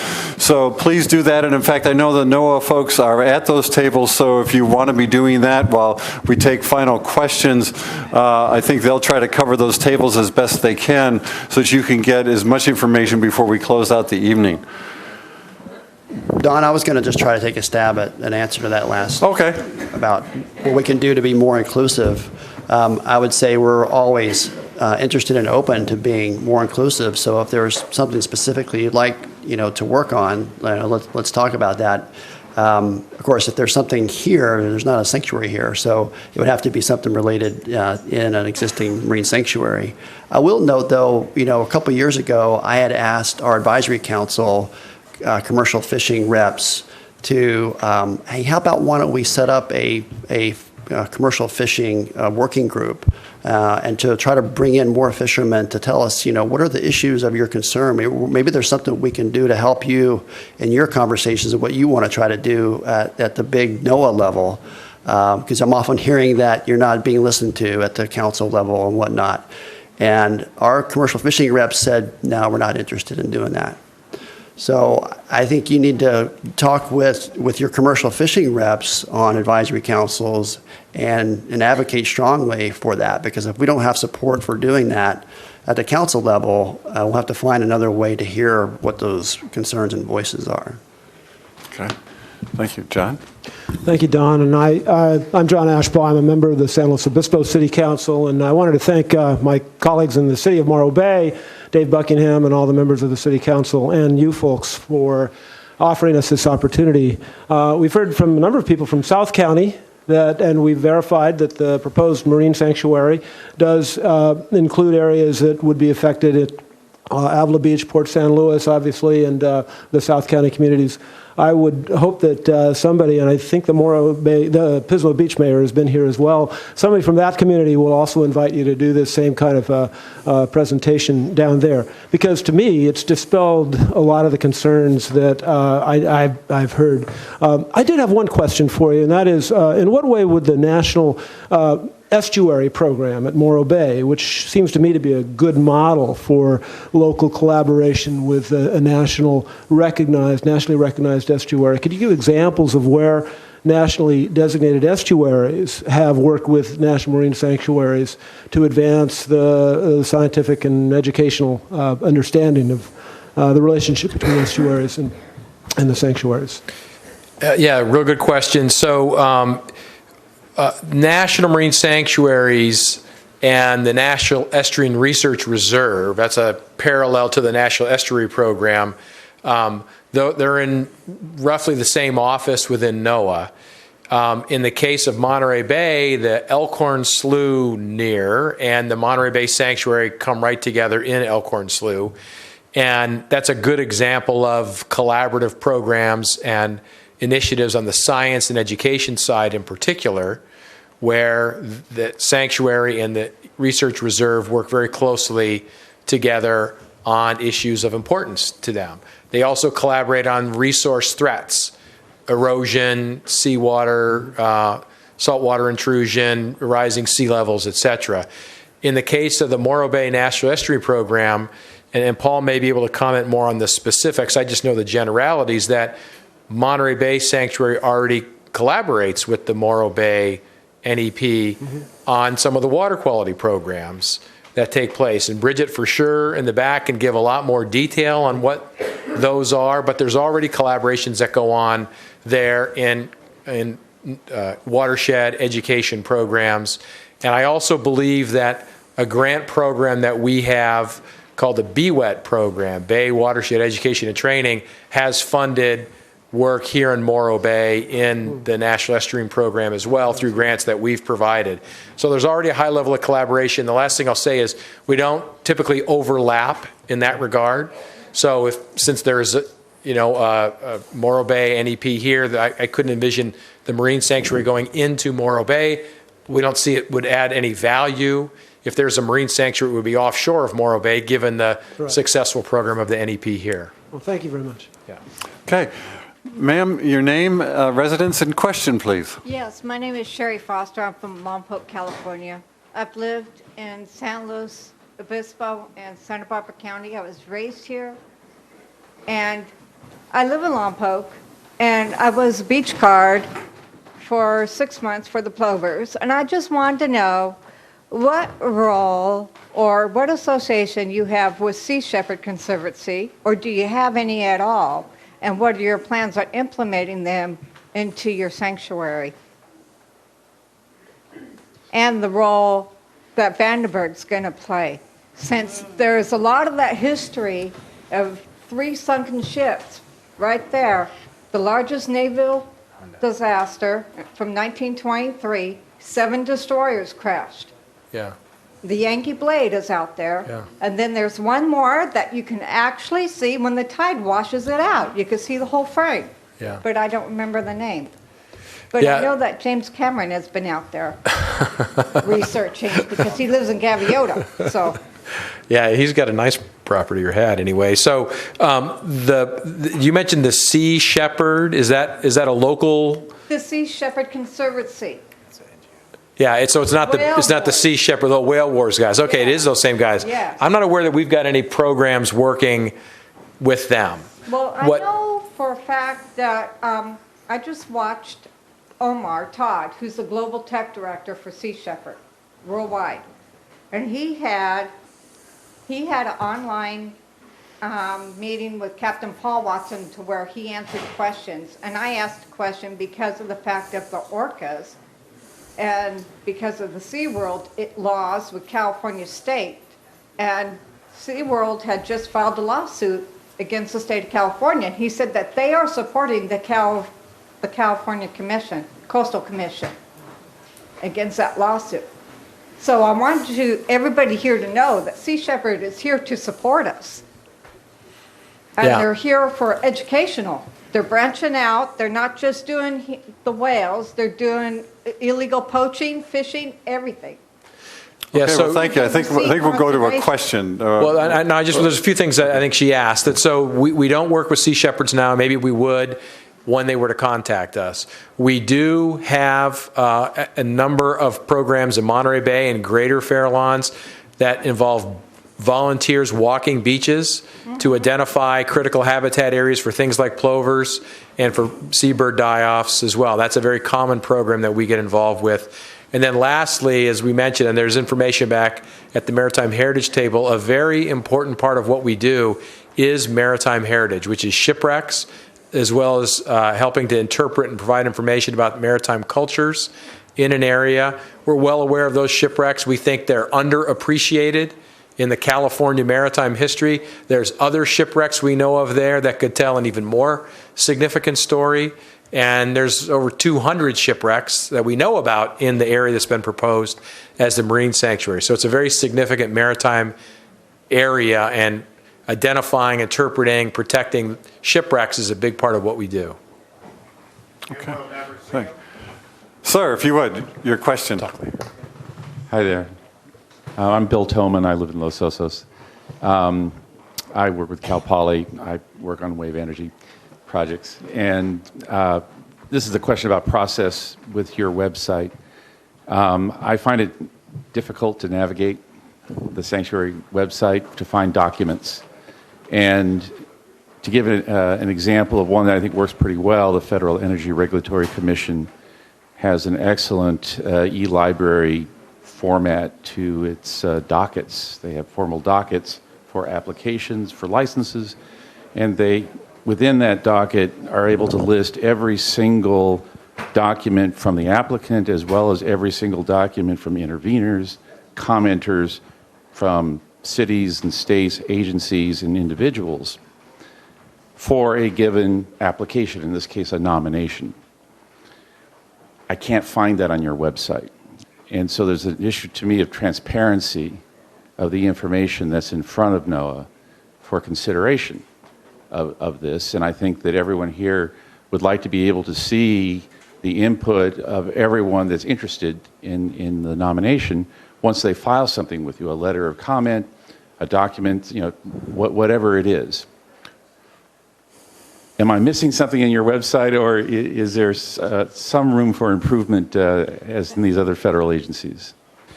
I don't know if you're missing, if what you're referring to, Bill, is where can I see the documents that have been submitted relative to the Chumash Heritage nomination? I have those. If that's specifically what you're asking, then you're not missing anything. We haven't created that as a system on the website to keep track of all of that commentary, letters of support, etc. Right. The nomination that we did receive has a good deal of the support letters, though it doesn't include the ones that we received after the nomination was submitted. And it doesn't include the opposition letters, of which we've received those as well. So I'll take that back. I'll talk to our folks at headquarters that manage that and let them know it was a comment that came out of this process and what are we doing about that. I will say if we ever get to the designation phase, that's a whole different kettle of fish. That's where there's a rigorous process to keep track of all of those documents submitted and what the process looks like, et cetera, for tracking those. That does exist. Great, okay. Thank you. Thank you. Ma'am, your name, residence, and question, please. Hi, my name is Lori French. We're a unique family because we commercial fish, and we also have an avocado orchard. And first I'm going to give a little fact and then ask my question. Just a little fact, I got a little unpleasant surprise in the mail from the Water Quality Control Board. Our fees for this year for testing the avocados went from $25 to $350. That's this year. That is directly correlated from water quality control from the Monterey National Marine Sanctuary. That's a fact. Okay, besides that fact, what I want to know is why does NOAA think that we need another National Marine Sanctuary here on the Central Coast? If there's already 4 in the state, why do we need 3 on the Central Coast, bringing the total to 5? So a lot of folks from the community submitted the proposed Chumash Heritage nomination. We, as I alluded to earlier, 30, 40 years ago, there was a process where NOAA, through a panel of experts, identified key areas that ought to become marine sanctuaries. This was identified at that time, but that's not the process we're using today. The process we're using today is we receive nominations from others that present to us their proposals. So we haven't gone out and sought this, it's come to us. When we receive those nominations, we've got a responsibility to review them against criteria that we've set up that identify national significance. I didn't put it in this presentation, but you can certainly find all those criteria on the nominate.noaa.gov, that bottom website there. I've seen them. Yeah. I just want to know. And I'll give you your answer. So you can track those criteria there. We reviewed the nomination against those criteria. We concluded it met those criteria. And so we put it in the inventory of sites. NOAA hasn't made a decision at this point in time that this site should move forward for designation. That would be akin to what you just referred to as NOAA deciding or concluding it needs another marine sanctuary on the Central Coast. It's not a question of need, but it's a decision that would come that would have functionally the same outcome. If NOAA felt like this area ought to move forward for designation, that could result in this area being designated as another marine sanctuary on the Central Coast. But it's still based on those criteria of national significance. The ecological resources, the economic resources, are there threats to the area, and does the marine sanctuary add value, provide some sort of a management benefit by its existence to address those issues? Okay, one last question. How can a government entity coming in, taking away small businesses, you're saying it's providing tourism, but you're really bringing more government, be profitable? So I'm not aware that marine sanctuaries come in and take away business. Okay, we won't discuss the trawling or anything, but we won't discuss fishing. Well, you don't have to because we're not regulating fishing, right? So Can I read you the I'm letter answering that you the wrote in question. Hold on. 2008? Yeah, I'm aware of that letter. Okay, I won't. I apologize. This is not the time or place. I'll talk to you afterwards. I'm happy to talk to you about that if you'd like. I've been fighting for crabbing right now all day for the last couple months, so I'm pretty burnt out. So I'll just shut up right now. All right, are there any more questions that people want to bring forward? Okay, then what I want to invite you to do is to take the remaining time to go to the information tables that are here with the folks from NOAA to answer your questions in more detail, to give you additional information, and to help you learn more. And again, the information that you've been seeing this evening is available on the city's website, moralbayca.gov. And I want to thank you all for your very thoughtful participation this evening. You've been a great audience. Thank you very much.